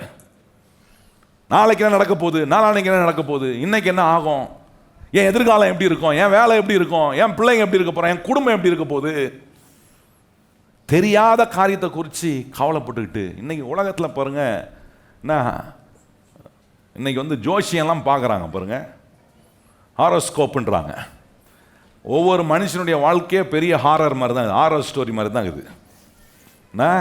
ஆனால் அந்த ஹாரர் ஸ்டோரி வாழ்கிற மனுஷன் எங்கேயாவது ஸ்கோப் இருக்குதான்னு பார்க்குறான். எப்படி பார்க்குறான்? காலைல எழும்புனவுடனே டிவி சேனல் ஆரம்பித்து கிரகங்கள்லாம் வச்சு சொல்கிறவங்க இருப்பாங்க டிவியில், இல்லைன்னா சோஷியல் மீடியாவில். இப்போ தான் சோஷியல் மீடியா வந்துச்சு, இன்ஸ்டாகிராமில் அனுப்பி விடுறது. இந்த பாருங்கள், உங்களுக்கு நல்ல நேரம் பிறந்திருக்கு, உங்களுக்கு என்ன கிரக சத்திரமா என்ன சத்திரம் ஏதோ சொல்கிறானுங்க. எல்லாத்தையும் கேட்டுட்டு உட்காந்துட்டான் வான்னு வாயை பொழந்துக்கிட்டு. அதை கேட்டே பயந்துட்டு வீட்டை விட்டு வெளியே வராமல் இருக்கிற எத்தனையோ பேர் இருக்கிறாங்க தெரியுமா உங்களுக்கு நான் சொல்கிறது? அப்படி ஒரு பயம். எதிர்காலத்தை குறித்த அன்னோன் காரியங்களை குறித்து நம்ம பயந்து கொண்டு வாழ்க்கையில செய்ய வேண்டிய காரியங்களை செய்ய முடியாம, நம்ம முன்னேறி போக முடியாம, இருக்கிற இடத்துல இருக்க முடியாம, கூட இருக்கிற இடத்துல பின்தங்கி போற நிலை வருது. That is because of the fear of unknown things. நல்ல கவனிங்கள். கிறிஸ்தவங்க எப்படி என்ன செய்கிறோம்? உலகத்தான் வந்து இந்த மாதிரி ஜோசியம் அதுக்கு இதுன்னு பார்க்கறது போல, கிறிஸ்தவம் இப்போ என்ன பண்ணிட்டோம்னா, என்ன யார் நமக்கு தீர்க்கதரிசனம் சொல்லுவாங்க, இவங்ககிட்ட போனால் நம்ம பற்றி சொல்லுவார், என் பேரை கூப்பிட்டு எனக்கு இந்த நடக்க போகுது அது நடக்க போகுது அப்படின்னு சொல்கிறவங்க இருக்கிறாங்களான்னு தேடி போகிறாங்க. நல்லா கவனிங்க. இல்லைன்னா நிறைய தீர்க்கதரிசி புஸ்தகம் எழுதினவங்களாம் என்ன பெரிய பெரிய ப்ராஃபிட்ஸ் எழுதின புஸ்தகத்தெல்லாம் வாங்கி வச்சுட்டு உட்காந்து அதை உட்காந்து படிச்சது. இதில் எனக்கு பற்றி ஏதாவது சொல்லியிருக்கா? ஊரில் இருக்கிற எல்லா புஸ்தகத்தையும் படிப்பாங்க. ஆனால் ஆண்டவர் நம்ம கையில் கொடுத்துட்ட பரிசுத்தம் வேதாமத்தை மாத்திரம் என்ன பண்ணுறதில்ல. இதாங்க நம்ம டெக்ஸ்ட் புக்கு. இதுதான் எனக்கு அடிப்படையான என் வாழ்க்கையை எனக்கு சொல்கிற, என் பயத்திலிருந்து என்னை வெளியே கொண்டு வந்து விசுவாசம் உள்ளவனாக இருப்பதுக்கு இந்த வேத வசனம் எனக்கு அடித்தளமாக இருக்கே. இந்த பைபிளையே படிக்காம யாரோ ஒருத்தன் என்னமோ சொன்னதை உட்காந்து படிச்சுக்கிட்டு அதை அவங்க சொல்றப்பதான் நடந்துரும் போல இருக்குது. இப்படிதான் ஆகும் அப்படிதான் ஆகும்னு நான் உட்காந்து யோசிச்சுட்டு இருக்கேன் பாருங்க. இதுக்கு சொல்றார் ஆண்டவர், இதெல்லாம் வந்து அன்னோனான காரியம், தெரியப்படாத காரியங்களை குறித்து உட்காந்து பயந்துட்டு இருக்கிறேன். பவுல் சொல்றாரு பாருங்க, இப்படிப்பட்ட காரியங்களை குறித்து நான் பயப்படுறதே இல்லைன்றாரு. வருங்காரியமா இருக்கட்டும், நிகழ்காலமா இருக்கட்டும், அது உயர்வா இருக்கட்டும், தாழ்வா இருக்கட்டும், ஜீவனா இருக்கட்டும், மரணமா, இதை குறித்து நான் பயப்படுறதே இல்லை. பாருங்க, நல்லா கவனிச்சு பாருங்க. நான் எப்படி என் முடிவு இருக்க போதோ தெரியலையே, நான் எப்படி செத்து போனோ தெரியலையே, சிலருக்கு அப்படி ஒரு பயம். நான் சொல்றேன், முடிவு எப்படி வந்தாலும் சரி, முடிவு ரொம்ப சம்பூர்ணமாக தான் இருக்கும். ஏன்னா நான் இப்போ வாழ்கிறது இயேசுவோட, நான் இருக்கிறது இயேசுவோட, இங்கே இருந்தாலும் இயேசுவோட இருக்கிறேன். இந்த உலகத்தை விட்டு நான் போகக்கூடிய ஒரு நேரம் வந்தாலும் நான் இயேசுவோடு இருக்கிற இடத்துக்கு போகிறேன். அதனால் எனக்கு ஒரு பிரம்மாண்டமான முடிவு தான் இருக்கும் ஒழிய அது அற்பமான முடிவாகவே இருக்க முடியாது. அன்றைக்கி பாருங்கள், யாரோ ஒரு ஸ்டேட்மெண்ட்டில் போட்டிருந்தாங்க, நான் படித்தபோது ஆச்சரியமாக இருந்துச்சு. என்ன போடுறாங்கன்னா, is 2026 is the beginning of the end. 2026 வந்து முடிவுக்கான ஆரம்பமா அப்படின்னு கேள்வி கேட்குறாங்க. 2026 முடிவுக்கான ஆரம்பமாக இருந்தா என்ன, ஆரம்பத்துக்கான முடிவாக இருந்தால் எனக்கு என்ன? என்னோட கூட இருக்கிற இயேசு என்னையில் அவரே ஆரம்பத்தை துவங்குறாரு, அவரே எனக்கான முடிவை அவர் நியமிக்கிறார். அதனால அதை குறித்து எனக்கு பயம் இல்லை. அன்னோன் காரியங்களை குறித்து நான் கவலைப்படுறது இல்லை. பவுல் சொல்றாரு பாருங்க, இந்த காரியத்தை குறித்து நான் கவலைப்படுறது இல்லை. ஏன்னா எனக்கு ஒன்று தெரியும், என்னை எல்லாவற்றிலும் ஜெயிக்க வைக்கிறவர் என் கூட இருக்கிறாரு, அதனால நான் தைரியமா இருக்கிறேன்றாரு. ரோமர் 8:36 பாருங்களேன், எங்க ரொம்ப அற்புதமா சொல்றாரு, கிறிஸ்துவின் அன்பை விட்டு நம்மை பிரிப்பவன் யார்? உபத்திரமோ, வியாகுலமோ, துன்பமோ, பசியோ, நிர்வாணமோ, நாசமோ, பட்டயமோ, இவைகள் எல்லாவற்றிலும் நாம் நம்மில் அன்பு கூறுகிறவராலே முற்றும் ஜெயம் கொள்கிறவர்களாய். நல்லா சொல்றாரு பாருங்க, என்ன விட நடக்கட்டும், whatever it's known or unknown, அவர் சொல்றாரு என்ன நடந்தாலும் ஒன்றும் என்ன தோக்கடிக்கவே முடியாது. நான் இவைகள் எல்லாவற்றிலும் எப்படி இருக்கிறேன்?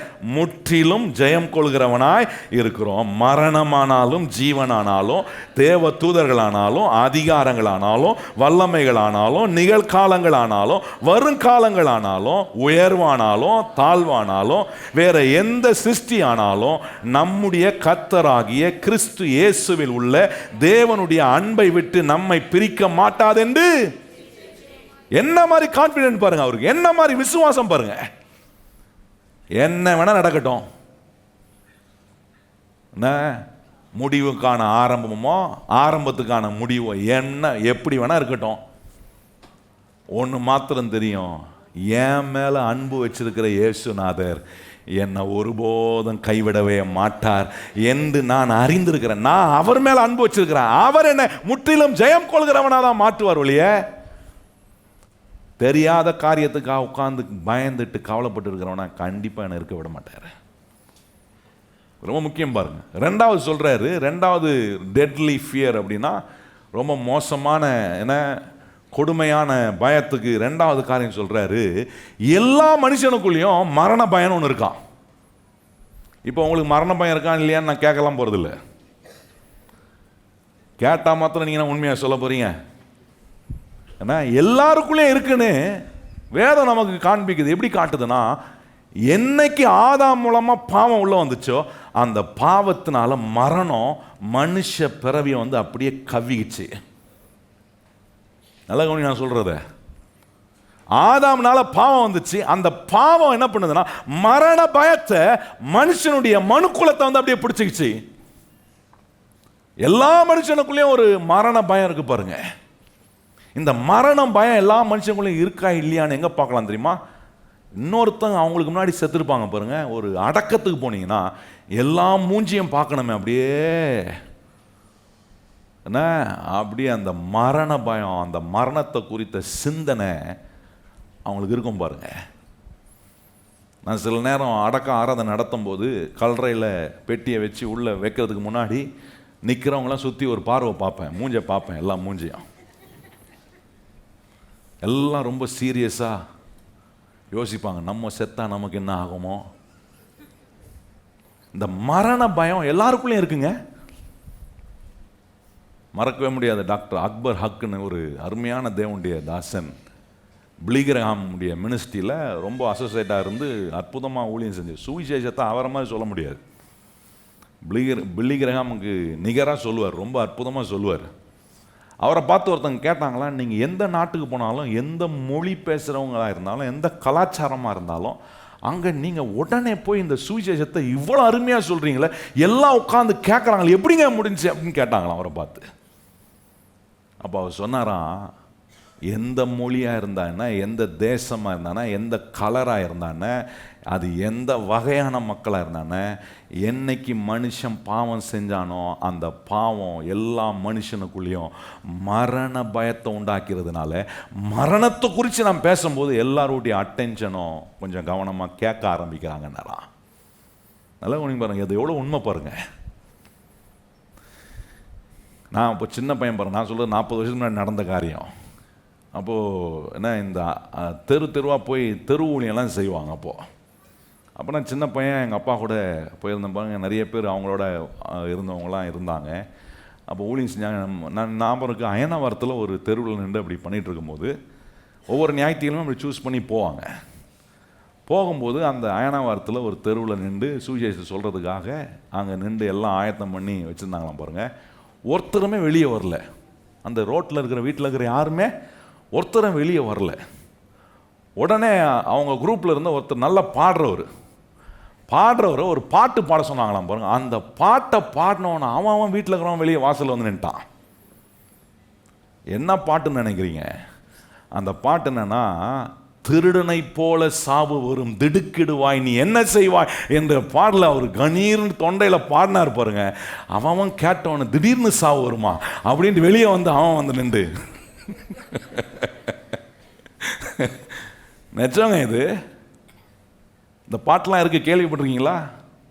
திருடனை போல சாவு வரும் திடுக்கிடுவாய் நீ என்ன செய்வாய் என்கிற பாட்டு. நிறைய நேரம் கல்லறையில் பாடுவாங்க, கல்லறை தோட்டத்தில் சாவை வச்சுக்கிட்டு நிறைய பேர் நிற்பாங்க பாருங்க உயிரோட. திருடனை போல சாவு வந்தால் திடுக்கிடுவாய், நீ என்ன செய்வான் பாடும்போது அவன் முஞ்ச பார்க்கணுமே. உள்ள இருந்தாலும் வெளியே வந்துட்டாங்க. வெளியே வந்தோன்னே அதுக்கப்புறம் சொன்னாங்க பாருங்க சுவிசேஷத்தை. இந்த மரண பயத்திலிருந்து விடுவிக்கிறவர் இயேசு ஒருவர் மாத்திரமே.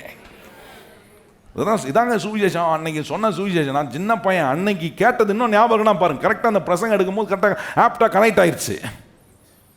யோசிச்சு பார்க்குறேன். மரண பயம் வந்து எல்லா மனுஷனுக்குள்ளேயும் பாவம் உள்ள வந்த உடனே அந்த பாவத்தினுடைய விளைவு மரண பயத்தை உண்டா. அந்த மரண பயத்தின் அடிமைத்தனத்தில் இருக்கிற ஒவ்வொரு மனுஷனையும் விடுவிக்கக்கூடிய ஒரே தெய்வம் நம்ம ஆராதிக்கிற இயேசு ஒருவர் மாத்திரமே விடுவிக்கிறவராக இருக்கிறார். பாருங்க, ஒரு வசனத்தை வாசிக்க விரும்புகிறேன். எபிரேயர் 2ஆம் அதிகாரம் வாங்க. எபிரேயர் 2ஆம் அதிகாரம் அதில் கவனிச்சு பாருங்க. ரொம்ப அருமையாக சொல்லியிருக்கு. மரண பயத்தின் அடிமைத்தனத்தில் உட்பிரவேசித்திருந்த நம்மளை எப்படி இயேசு விடுதலை பண்ணுறாங்க. 14-15 வசனம் வாசிவோமா?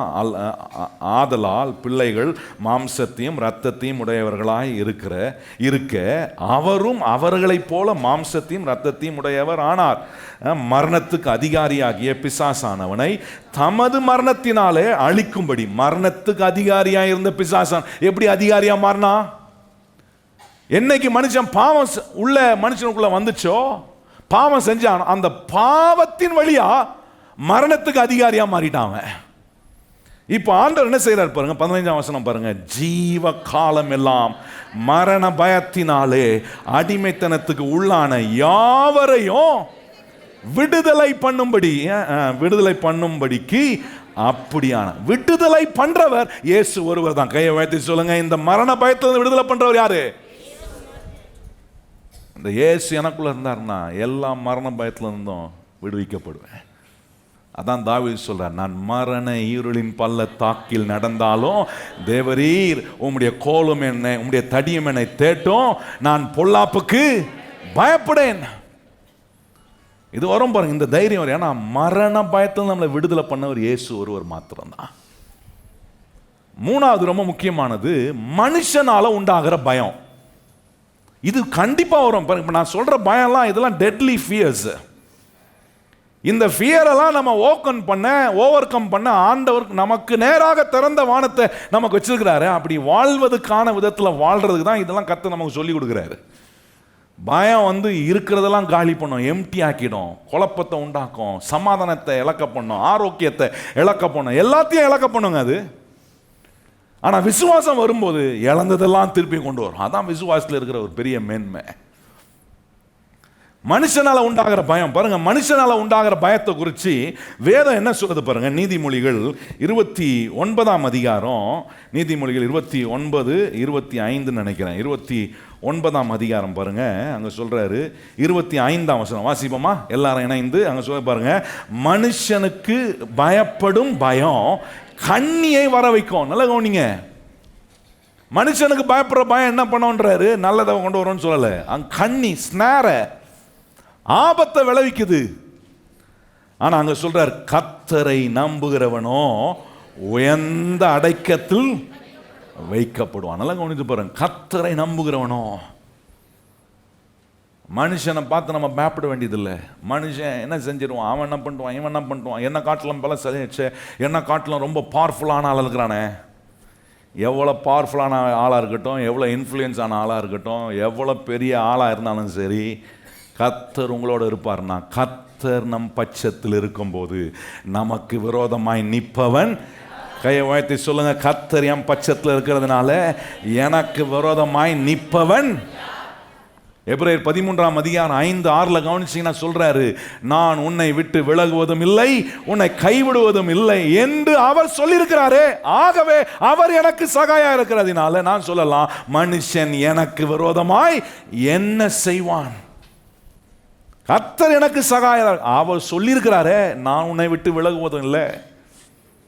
அவர் சொன்னதை நான் சொல்லணும் வாயத்திறந்து. பகலும் பார்த்து சொல்லுங்க, ஆண்டவர் இயேசு சொன்னதை நம்ம வாயத்திறந்து சொல்லணும். அவர் என்ன சொல்லியிருக்கார், நான் உன்னை விட்டு விலகுவதும் இல்லை, உன்னை கைவிடுவதும் இல்லை என்று அவர் சொல்லியிருக்கிறாரே. அவர் சொன்னதை எடுத்து நீங்க கரெக்டா சொல்லுவீங்கன்னா ஆண்டவர் எல்லா மனுஷ பயத்திலிருந்து விடுதலை பண்ணுவாரு, மரண பயத்திலிருந்து விடுதலை பண்ணுவாரு, அறியாத அன்னோன் காரியத்தை குறித்து வர பயத்திலிருந்து விடுதலை பண்ணுவாரு. நம்ம அதை தான் சொல்றது இல்லை பாருங்க. பக்கத்தில் இருக்கிறவன் என்ன சொல்றான் அதை சொல்றோம். நான் வேலைக்கு போனால் அவன் சொல்றான் ஒன்று, அதை சொல்றோம். டிவியில் எவனோ ஒருத்தன் சொல்றான், அதை என்ன பண்றோம்? கரெக்டாக ஆண்டவர் சொன்னதை சொல்ல மாட்டேன். ஆண்டவர் சொல்றதுக்கு எனக்கு தைரியம் வரல, விசுவாசம் வரல, எனக்கு பயம் இருக்கு. ஆண்டவர் சொல்றதை சொல்ல முடியல, பயத்தினால் ஆளப்படுகிறேன்னா ஆண்டவர் சொல்றதை சொல்ல முடியாம இருக்கக்கூடிய நிலையில நான் சொல்றேன், சகாயம் வராதுங்க, நன்மை வராது. வானம் திறக்கப்பட்டாதான் தேவ ஆசீர்வாதம் காரியங்கள் எல்லாம் சுலபமாக்கும்.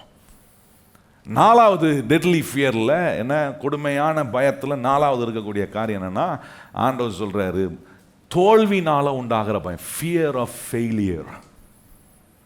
ஏன் இந்த ஃபியர் ஆஃப் ஃபெயிலியர் இன்னைக்கு ஒரு மனுஷனுக்குள்ள வருதுன்னா, நம்ம வாழ்ற சமுதாயம் எப்படிப்பட்ட சமுதாயம் இருக்குன்னா, goal oriented society, task oriented society. நான் சொல்ல நல்லா கவனிச்சு பாருங்க. உங்களுக்கான டாஸ்கை நீங்க செட் பண்றீங்களோ இல்லையோ, உங்களுக்கான டாஸ்கை உங்களை சுத்தி இருக்கவங்க செட் பண்றாங்க. படிக்கிற பிள்ளைங்க ஒரு பக்கம் படிச்சுட்டு இருக்கும்போது அவன் எடுக்க வேண்டிய மார்க்கை இன்னொருத்தவங்க சொல்லுவாங்க பாருங்க, 500க்கு 499 எடுத்துருன்னா அவன் அதை கேட்டவன அவனுக்கு பீதியெல்லாம் கிளைங்க, நான் பாஸ் ஆனா போதும்னு இருக்கிறேன். இவங்க ஒரு மார்க்கை விட்டுட்டு 499 சொல்றாங்களே, அதை கேட்டவன அதை சிந்திக்க ஆரம்பிச்சுன்னா உள்ள அப்படியே ஒரு மாதிரி பயம், ஒரு மாதிரி பால்பிட்டேஷனு. தோத்துட்டா இந்த ஆள் முன்னாடி போய் நிற்கணுமே, 499 எங்கன்னு கேட்பாரு. சமுதாயத்தினால உண்டாகிற பிரஷர். நல்லா கவனிங்க, ஆண்டவரை நான் நம்பி அவர்கிட்ட வரும்போது எனக்கு அவர் ப்ரெஷர்லாம் கொடுக்கறது இல்லை. பக்கத்தில் ஆண்டவர்கிட்ட வந்தீங்கன்னா உங்களுக்கு ப்ரெஷர்லாம் கொடுக்க மாட்டார். நிறைய விஷயத்தை ஆண்டவர்கிட்ட கொண்டு போகாதனால நம்மளே வச்சுக்கிறோம் பாருங்க, அதான் ப்ரெஷர் ஏறிடுது. அப்படியே கண்ணு மூக்கெல்லாம் பிதிங்கிட்டு ப்ரெஷர் ஏறிட்டு வருவாங்க. ஏன்னா ஆண்டவர்கிட்ட கொடுக்க வேண்டியது ஆண்டவர்கிட்ட கொடுக்காம தூக்கி உள்ள அப்படியே பத்திரமா வச்சுக்கணும். நம்ம தங்க கட்டி மாதிரி அது வச்சுக்கின்னா ஏறும், ஏற்றி நேராக ஷாக் பண்ணுற இடம் என்ன தெரியுமா? உங்கள் ஹார்ட்டை அது ஷாக் பண்ணுது. ஹார்ட்டு ஷாக் ஆகணும்னா இவர் ஷாக் ஆகிறாரு. இப்படி ஷாக்கிலே வைக்கிறவர்ல நம்ம ஆண்டவர். தோல்வியின் பயத்தில் வாழ வைக்க மாட்டார். பக்கத்தில் பார்த்து சொல்லுங்க, தோல்வியின் பயத்தில் இயேசு உங்களை வாழ வைக்கவே. ஏன்னா என் ஆண்டவர் எப்படிப்பட்டவர்னா, எத்தனை முறை நான் தோத்து இருந்தாலும் அவர் என்னை ஒரே தடவை ஜெயிக்க வைக்க அவர் வல்லவராக இருக்கு. அத்தனை தோல்வியும் ஒரே ஜெயத்தில் மாற்றி காட்டிடுவார். எத்தனை முறை நான் தோத்து இருந்தாலும் வாழ்க்கையில் ஆண்டவர்கிட்ட நம்பி அவர் மேல விசுவாசத்தில் அவருடைய சகாயம், அவர் என்னை விட்டு விலகுவதில்லை, என்னை கைவிடுவதில்லை, எனக்கு அவர் உதவி செய்யக்கூடிய ஆண்டவராக இருக்கிறார். அவர்கிட்ட வரும்போது நான் சொல்றேன், 10 முறை தோத்துருக்கலாம், 10 முறை என் தோல்வியை பேசினவங்களை காட்டிலும் 11வது முறை ஜெயிக்கிறத அநேக சமுதாயம் பேசக்கூடிய அளவுக்கு கர்த்தனுடைய வெற்றியை, என் தோல்வியை காட்டிலும் என் வெற்றியை பெருசாக்குவார். அதான் ஆண்டவர் நம்பணும் பாருங்க. ஏன்னா ஜெயிக்க வைக்கிறவர் அவர் தான் என்ன பார்த்து சொல்றாரு, நீ உன் வழியை வாய்க்க பண்ணுவாய், நீ எப்படி இருப்பாய், புத்திமானாய் நடந்து கொள்வாய். You will have good success. புத்திமான்னா என்ன? புத்திமானா இருந்தனா வெற்றி கண்டிப்பா வரும்.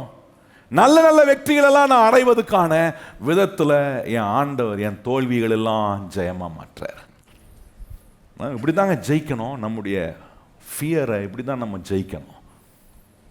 இன்னொரு காரியம் பாருங்க, டெட்லி ஃபியர்ல இருக்கிற 5வது காரியம் வந்து ஃபியர் ஆஃப் ரிஜெக்ஷன்.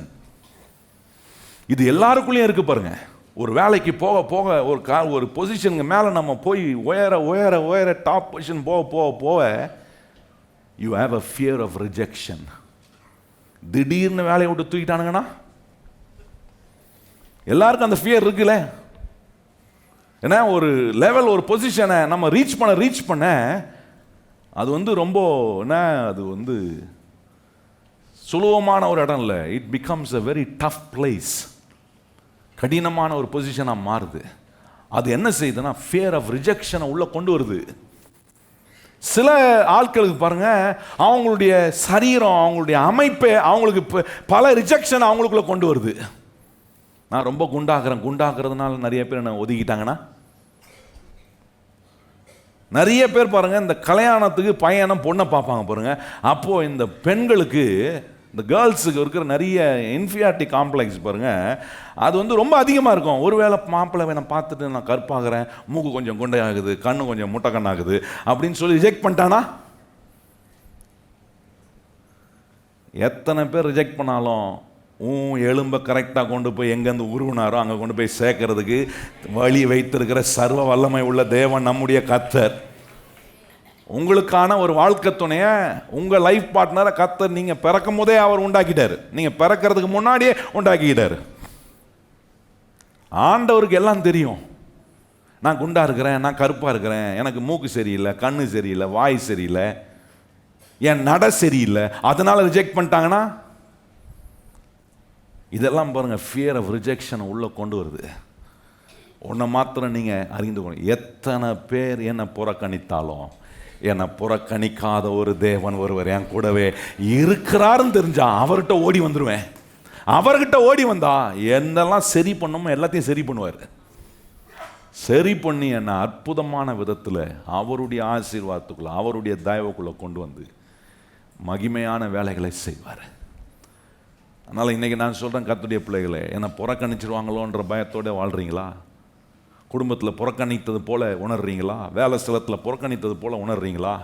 சமுதாயத்தில் புறக்கணித்தது போல் உணர்றீங்களா? நான் சொல்கிறேன், உங்களை புறக்கணிக்காத ஒரு தேவன் உங்களோட இன்னைக்கு பேசி கொண்டு இருக்கிறார். அவர் சொல்கிறார், நான் உன்னை விட்டு விலகுவதும் இல்லை, உன்னை கைவிடுவதும் இல்லை. அதை சொல்கிறது மாத்திரம் அவர் சொல்கிறார், நீ என்னால் மறக்கப்படுவதே இல்லைன்னு சொல்ற. எல்லாம் உன்னை மறந்துருக்கலாம். நீ நினைக்க வேண்டியவங்க நினைப்பாங்க, நினைச்சிருக்கிற அந்த நபர் கூட உன்னை மறந்திருக்கலாம். ஆனா உன்னை புறக்கணிக்காத தேவன் சொல்றாரு, நான் உன்னை மறப்பதே இல்லை, என்னால் நீ மறக்கப்படுவதே இல்லை. இதெல்லாம் கேட்கும் போது ஒரு தைரியம் வருது பாருங்க.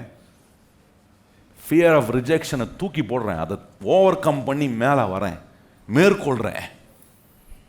ஆறாவது பாருங்க, வியாதினால உண்டாகிற பயம், ஃபியர் ஆஃப் சிக்னஸ். இது எல்லா மனுஷங்களும் நல்ல ஆரோக்கியமாக திடகாத்திரமாக கை கால் எல்லாம் செயல்படும் போது என்ன ஒன்றும் பயம் இருக்காது. திடீர்னு இடுப்பில் பின்னாடி எங்கன்னா வலிக்குதுன்னா உடனே இன்றைக்கி நம்ம கையில் தான் கூகுள் இருக்குது, நிறைய விஷயங்கள் எடுக்கிறதுக்கு தான் ஏஐ டெக்னாலஜிலாம் வந்துருச்சு. அதை வச்சு என்ன பண்ணுறோம், சாட் ஜிபிடி வச்சு என்ன பண்ணுறோம், கேட்குறோம், I have a hip pain, what should I do? இடுப்பு வலிக்குது, இது என்ன நார்மல் வழியா இல்லை சீரியஸான வழியா? அது சொல்லும், இது நார்மல் மாதிரி தெரியல, இது சீரியஸ் மாதிரி இருக்கு. எவ்வளோ சீரியஸ்? அது கேன்சர் நோயா இருக்கும். ஐயோயோ, இடுப்பு வலி ஆரம்பிச்சு எந்த நோய்க்கு போயிடுச்சு?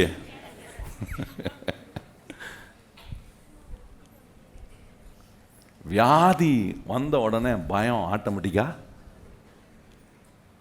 வியாதி வந்த உடனே உங்களுக்கு வர வேண்டிய வார்த்தை என்ன தெரியுமா? எனக்கு ஒரு பரிகாரி இருக்கிறார், அவருடைய தழும்புகளால் நான் சுகமானேன். கையை உயர்த்தி சொல்லுங்க, அவருடைய தழும்புகளால் என்னவா இருக்கிறேன். வியாதியை வர்ணித்து சொல்றதுக்கு நிறைய எக்ஸ்பர்ட்ஸ் இருப்பாங்க, அது அவங்களுடைய வேலை, அதற்கான ட்ரீட்மெண்ட் அவங்க கொடுப்பாங்க, அதெல்லாம் நம்ம பாராட்டுறோம். ஆனால் எனக்கு தெரிஞ்ச ஒரு எக்ஸ்பர்ட் இருக்கிறார், அவர் எனக்குள்ளவே இருக்கிறாரு, என்னை சுகமாக்குற பரிகாரி அவர் ஒருவரே. அவருடைய தழும்புகளால் நான் என்ன ஆகிறேன், சுகமான. கையை வயசு சொல்லுங்க, அவருடைய தழும்புகளால் என்ன ஆயிருக்கிறேன், சுகமானேன். சொல்ல சத்தமா சொல்லுங்க, நான் என்ன ஆயிருக்கிறேன், சுகமாக போறேன், இல்லை சுகமாயிட்டேன். அவர் எனக்குள்ள இருந்து ஒவ்வொரு நாளும் என்னை சுகமாக்குற வேலையை செய். பலவீனம் வரும்போது அந்த பலவீனத்து மேல கையை வச்சு சொல்லணும், இயேசுவின் தழும்புகளால் நான் சுகமானேன் என்று சொல்ல சொல்ல நான் சொல்றேன், இது மருந்த காட்டிலும் பக்காவா வேலை செய்யும். ஏன்னா எல்லா வல்லமைக்கும் முடிவு உண்டு, இயேசு சுகமளிக்கும் வல்லமைக்கு முடிவே கிடையாது. அப்படிப்பட்ட சுகமளிக்கிற தேவனுடைய மருந்து நமக்கு கொடுக்கப்பட்டிருக்கும் போது, அவருடைய ரத்தம் நமக்காக சிந்தப்பட்டிருக்கும் போது, இந்த இயேசுவை இப்படி பரிகாரியாக உணர்றேன்னா, அப்படி உணர்ந்தா வியாதினால் உண்டாகிற பயம்லாம் வெளியே போகும். ஏழாவது ரொம்ப முக்கியமான ஒரு காரியம் பாருங்க, 7th deadly fearல நம்ம ஓவர் கம் பண்ண வேண்டிய மிக முக்கியமான காரியம், வாழ்க்கையில் குறைவு ஏற்படும் போது உண்டாகிற பயம், ஃபியர் ஆஃப் இன்சஃபிஷியன்சி. இது வந்து எல்லா மனுஷனுக்குள்ளேயும் இருக்கு, எல்லா குடும்பத்துக்குள்ளேயும் இருக்கு, எல்லா நாட்டுக்குள்ளேயும் இருக்கு. நல்லா நீங்க டாப் டு பாட்டம் வரைக்கும் ஒரு குறை வரும்போது ஒரு மனுஷனுடைய வாழ்க்கைக்குள்ள அவன் அறியாமலே ஒரு பயம் அவனுக்குள்ள வந்துருது. நாளைக்கு என்ன பண்ண போறேன், இதுக்கு இல்லாம போயிடுச்சுன்னா என்ன செய்யறது? உலகத்தில் இருக்கிறவங்களுக்கு அப்படிப்பட்ட பயம் வரலாங்க. ஆனால் எனக்கு குறை வரும்போது எனக்கு ஒன்று தெரியும், என் குறைவை நிறைவாக்குறவர் எனக்குள்ளவே இருக்கிறார். கையை சொல்லுங்க, என் குறைவை நிறைவாக்குறவர். அதான் வேதம் சொல்லுது, பிலிப்பியர் 4:19 சொல்லி பாருங்க, என்ன, என்னுடைய குறைவுகள் எல்லாம் கிறிஸ்து இயேசுவின் மகிமை உள்ள ஐஸ்வர்யத்தில் என்னவாகிறது, நிறைவாகும். இன்சஃபிஷியன்சியை சஃபிஷியண்டா, மோர் சஃபிஷியண்டா மாத்துறாரு. குறைவை தாழ்ச்சியை போதுமானதுக்கும் அதிகமான விதத்தில் நிறைந்து வழியக்கூடிய ஒரு ஆசீர்வாதத்தை கொடுப்பதுக்கூடிய ஒரு தேவன் என்கிட்ட இருக்கும்போது, குறைவுபடும் போது நான் உன்னை நம்பணும். இந்த குறைவில் நிறைவுபடுத்துகிற அற்புதத்தை இயேசு எனக்காக செய்து காட்டுவார். ஏன்னா நான் கையிட்டு செய்யும் வேலையில் கர்த்தர் தம்முடைய ஆசீர்வாதத்தை என்ன பண்ணியிருக்கிறாரு, கட்டளையிட்டு இருக்கிறாரு. ஏற்ற நேரத்தில் என் மேலே என்ன செய்ய வைப்பார், மழையை பெய்ய வைப்பார். எனக்காக கர்த்தர் தம்முடைய நல்ல பொக்கிஷசாலையாகிய வானத்தை என்ன செய்திருக்கிறாரு, திறந்திருக்கிறார். ஆகவே தேவ ஆசீர்வாதமோ தேவ தயம் எனக்கு உண்டாகும். இந்த குறைவுபடுகிற ஒரு பயம் இருக்கு பாருங்க, அது ஒன்றை தடுக்குங்க. என்ன தடுக்கும் தெரியுமா, இந்த பூமியில் நீங்கள் எதை சுகந்தரிக்கணுமோ அதை சுகந்தரிக்க முடியாதபடிக்கு தடுத்துரும். நல்ல கவனிங்கள்.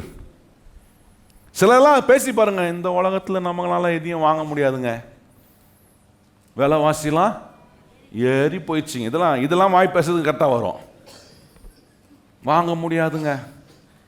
ஆண்டவர் சொல்லியிருக்கிற பூமியில் உனக்கு எதுவுமே இருக்கக்கூடாது, எல்லாத்தையும் பரலோகத்தில் சேர்த்துவேன்னு சொல்லிட்டேன். அதனால் இந்த பூமியிலனா எனக்கு பரலோகம் போனால் நிறையா இருக்கு. ஆண்டவர் கேட்பார், பூமியிலே உனக்கு ஒரு பங்கு வச்சுனா அதை எடுக்கணும்னு உனக்கு அறிவில்லையான்னு கேட்பார். பைபிள் இருக்குங்க. கர்த்தர் சொல்ல, ஒவ்வொரு மனிதனுக்கான பங்கை பூமியில கர்த்தர் சுதந்தரிக்கும்படி வச்சிருக்கிறாரு. அது செய்ய முடியாம போகிறது காரணம் தெரியுமா, பிசாசு குறைவுனால உண்டாகிற பயத்தை உள்ள கொண்டு வந்து விட்டு சுகந்தரிக்க வேண்டிய பங்கை நம்ம சுகந்தரிக்க முடியாமல் போயிடலாம். இந்த வசனத்தை வாசித்து நான் முடிக்க விரும்புகிறேன் பாருங்கள். பிரசங்கியின் புஸ்தகம் 5ஆம் அதிகாரம், அதில் பாருங்கள் 18ஆம் வசனம் 19ஆம் வசனம் வாசிப்போமா எல்லாரும் இணைந்து. தேவன் என்ன விரும்புகிறார், இதுதான் கர்த்தருடைய விருப்பம். கர்த்தருடைய விருப்பம் என்ன தெரியுமா, குறைவில் நீ பயந்து வாழ்றது கர்த்தருடைய விருப்பம் இல்லை. ஆண்டவர் சொல்கிறாரு, உன் குறைவை நிறைவாக்குறவர் நான் உன் கூட இருக்கும்போது இந்த பூமியில் உனக்கான பங்கை நீ சுகந்தரிக்க வேண்டும் என்கிற அறிவோடு கர்த்தர் மேல உள்ள விசுவாசத்தில் நீங்கள் பலனடைய சுகந்தரிக்க வேண்டிய உங்கள் பங்கை பரலோகத்தில் சுகந்தரிக்கிறது மாத்திரம் இல்லை, பூலோகத்திலையும் சுகந்தரிப்பீங்க. வாசிப்போமா எல்லாம் இணைந்து. இதோ உயிரோடு இருக்கும்படி தேவன் அருள் செய்த நாளெல்லாம் மனுஷன் புசித்து குடித்து சூரியனுக்கு கீழே தான் படும் பிரயாசம் அனைத்தின் பலனையும் அனுபவிப்பது நலமோ உத்தமமான காரியம் என்று நான் கண்டேன். இதுவே நல்லா கொஞ்சம் சொல்லுமா, இதுவே அவன் பங்கு. உங்க பங்கு ஒன்று இருக்குன்றத சொல்றாரு.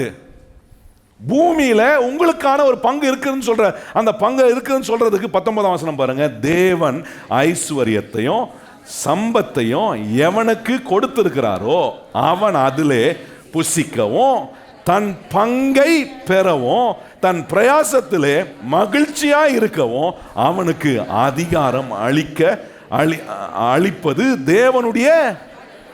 ஆண்டவர் சொல்ல, அது ஆண்டவர் கொடுக்கிற கிருபை, ஆண்டவர் கொடுக்கிற வெகுமதி, அது ஆண்டவர் கொடுக்கிற நன்மைகள், ஐஸ்வர்யங்கள், பெருகக்கூடிய காரியங்கள், இதெல்லாம் கர்த்தர் கொடுக்கிற கிஃப்ட்டுங்க உங்களுக்கு. ஆண்டவர் கொடுக்கக்கூடிய தயவு, தேவ ஆசீர்வாதம், தேவனுடைய தயவு, இதெல்லாம் கர்த்தர் உங்களுக்கு கொடுக்கிறார். ஏன் கொடுக்கிறாரு, வானத்தை திறக்கிறாருன்னா காரணம் சொல்றாரு, அவன் அடைய வேண்டிய, பூலோகத்தில் அடைய வேண்டிய ஒரு பங்கு இருக்கு. உங்க பங்கை கோட்டை விட்டுறாதீங்க. பக்கத்தில் பார்த்து சொல்லுங்க, உங்க பங்கு என்ன பண்ணக்கூடாது, பராக்கு பார்த்துக்கிட்டேன் இவங்க அப்படின்னு பார்த்துட்டு எவனாவத்தான் எடுத்துன்னு போயிடக்கூடாது.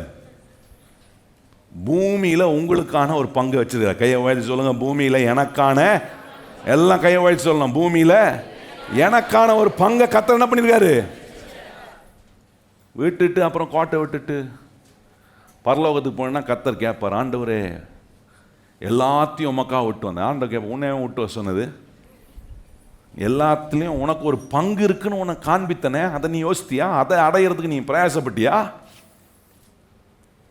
நல்ல கவனிங்க கர்த்தருடைய பிள்ளைகளே, இதுதான் ரொம்ப முக்கியம் பாருங்க. இந்த குறைவுனால உண்டாகிற பயம் என்ன பண்ணுவோம்னா, எதுக்குப்பா நமக்கு ஒரு பங்கு, இதெல்லாம் நமக்கு எதுக்கு ஒம்பு அப்படின்ட்டு விலகி இருக்க வைக்கிற பிசாசினுடைய தந்திர சூழ்ச்சி இது. தேவன் விரும்புகிறார் நீங்கள் புசித்து நீங்கள் என்ன வாழ்கிற உங்களுடைய வாழ்க்கை மகிழ்ச்சியாக இருக்க, உங்கள் பங்கை நீங்கள் அடைந்து புசித்து மகிழ்ச்சியாக இருப்பது தேவன் உங்களுக்கு கொடுத்துருக்கிற அனுக்கிரகம், தேவன் உங்களுக்கு கொடுத்துருக்கிற கிருபைங்க. அது தேவன் உங்களுக்கு கொடுக்குற வெகுமதி. ஆண்டவர் சொல்ல அதை ஒரு நாளும் விட்டுறாத, உன்னுடைய பங்கை நீ ஒரு நாளும் விட்டுறாத. இந்த பூமியில் நான் அடைய வேண்டிய ஒரு பங்கு, ஒவ்வொரு நாளும் வேலைக்கு போகும்போது சொல்லணும், இந்த பூமியில் நான் அடைய வேண்டிய ஒரு பங்கு இருக்குன்னு கர்த்தர் சொல்லியிருக்கிறாரு. நான் அவர் மேலே நம்பிக்கை வைக்கிறேன், பயத்துக்கு இடம் கொடுக்க மாட்டேன். பிசாசு வந்து சொல்லுவான், நீலாம் சுகந்தரிக்க முடியுமா, நீலாம் ஒரு இடத்த வாங்க முடியுமா, நீலாம் ஒரு வீடை கட்ட முடியுமா, நீலாம் இதை செய்ய முடியுமா, அதை பண்ண முடியுமான்னு உன் குறைவை காட்டி, நம்முடைய குறைவை காட்டி பயன்படுத்துகிறவன் பிசாசு. ஆனால் நீங்கள் சொல்லணும், இந்த குறைவிலையும் என்னை நிறைவாக்க ஒரு கர்த்தர் இருக்கிறாரு, நான் சுகந்தரிக்கும்படி எனக்கு ஒரு நேரத்தை வச்சிருக்கிறாரு, எனக்கான பங்கை இந்த பூமியில் வச்சிருக்க, அதை நான் நிச்சயமாய் சுகந்தரிப்பேன். எத்தனை பேர் கையை சொல்லி அதை நான் நிச்சயமாய். இப்படி தான் இந்த 7 டெட்லி ஃபியர்ஸை, இந்த கொடிய பயத்தை உங்கள் வாழ்க்கையை விட்டு துரத்தணும். விசுவாசத்தை உள்ளே கொண்டு வரணும். ஸ்திரமான ஒரு விசுவாசியாக கர்த்தருக்குள்ளே நிற்கும் போது உங்களுக்கு நேராக கர்த்தர் வானத்தை திறந்து இடம் கொள்ளாமல் போக மாட்டோம். உங்கள் மேலே கர்த்தர் ஆசீர்வாதத்தை வர்ஷிப். எத்தனை பேர் இந்த ஆசீர்வாதத்துக்கு கீழே நான் வாழணும் பாஸ்டர், எனக்கு நேராக கர்த்தர் வானத்தை அடைக்கக்கூடாது, அது எப்பொழுதும் திறந்து இருக்கணும். ஆண்டவர், நான் அடைய வேண்டிய பங்கெல்லாம் நான் நிச்சயமாக இந்த பூமியில் அடைவேன் அப்படின்னு சொல்கிற கர்த்தருடைய பிள்ளைகள் எல்லாம் எழுமி நின்று நாம் ஆண்டவரை மகிமைப்படுத்தும். எல்லாரும் வாய்களை திறந்து கர்த்தரை ஸ்தோத்திரம் பண்ணுங்க. கர்த்தர் இன்னைக்கு உங்களோட பேசியிருக்கிறார். இந்த சத்தியங்கள் எல்லாம் உங்களை எல்லா காரியங்களிலும் ஸ்திரமாக்கும், ஸ்ட்ராங் ஆக்கும். இன்னைக்கு என்ன பயத்தோட வந்தீங்களோ, கர்த்தர் அந்த பயத்திலிருந்தெல்லாம் அவங்கள விடுவிக்க அவர் வல்லவராக இருக்கிறார். எத்தனை பேர் விசுவாசிக்கிறவங்க நல்ல கரத்தை உயர்த்தி வாய்களை திறந்து சொல்லுங்க, ஆண்டவரே நான் கிறிஸ்துவுக்குள்ளே ஆண்டவரே விசுவாசம் உள்ளவனாக இருப்பேன். ஆண்டவர் எவ்வளவு பார்த்து சொன்னாரே, அந்த ஜெப ஆலய தலைவனை பார்த்து சொன்னாரே, பயப்படாதே விசுவாசம் உள்ளவனாய் இரு. இந்த இடத்தை விட்டு எப்படி போக போறீங்க? நான் விசுவாசம் உள்ளவனாய், ஆண்டவர் எல்லா பயத்தையும் என்னை விட்டு புறம்பாக்கி நான் இயேசுவின் மேல உள்ள விசுவாசம் உள்ள ஒரு மனிதனாய், ஒரு மனுஷியாய், ஒரு குடும்பமாய், ஒரு சபையாய் நாங்கள் ஆண்டவரே உங்க மேல நாங்கள் வச்சிருக்கிற விசுவாசத்தை ஆண்டவரை பயத்தெல்லாம் துரத்தி விசுவாசத்தில் நிலைத்திருக்கிற ஆண்டவரே பிள்ளைகளாக எங்களை நீர் ஆசீர்வதியும். கேட்ட இந்த சத்தியம் உம்முடைய பிள்ளைகளுக்கான அற்புதத்தை கொண்டு வரட்டும். ஆண்டவரே அடைப்பட்டிருக்கிற வாசல்களெல்லாம் உம்முடைய பிள்ளைகளுக்கு நேராக திறக்கப்படட்டும். இந்த பயத்தை அவர்களுடைய வாழ்க்கையை விட்டு அகற்றி ஆண்டவரே உம்முடைய ஆசீர்வாதத்தை, உம்முடைய வானத்தை அவர்களுக்கு நேராக நீ திறக்கும் போது நிச்சயமாய் அவர்களுடைய பங்கை இந்த பூமியில் அவர்கள் சுகந்தரிப்பதற்கான எல்லா ஆசீர்வாதத்தையும் உம்முடைய பிள்ளைகளுக்கு தந்து நீ தொடர்ந்து ஜெயமாய் நடத்தும். இயேசு கிறிஸ்துவின் நாமத்தில் ஜெபிக்கிறோம் எங்கள் நல்ல பிதாவே, ஆமென். இப்பொழுது நம்முடைய கர்த்தராகிய இயேசு கிறிஸ்துவினுடைய கிருபையும் பிதாவாகிய தேவனுடைய அன்பும் பரிசுத்த ஆவியானவருடைய அந்யோன்ய ஐக்கியமும் இன்றும் என்றும் சதா காலங்களிலும் நம் அனைவருடன் நிலைத்திருப்பதாக, ஆமென். எல்லாரும் இணைந்து சொல்லுவோம், என் ஆத்துமாவே கர்த்தரை ஸ்தோத்திரி, என் முழு உள்ளமே பரிசுத்த நாமத்தை ஸ்தோத்திரி, என் ஆத்துமாவே கர்த்தரை ஸ்தோத்திரி, கர்த்தர் செய்த சகல உபகாரங்களையும் மறவாதே. ஆமென்.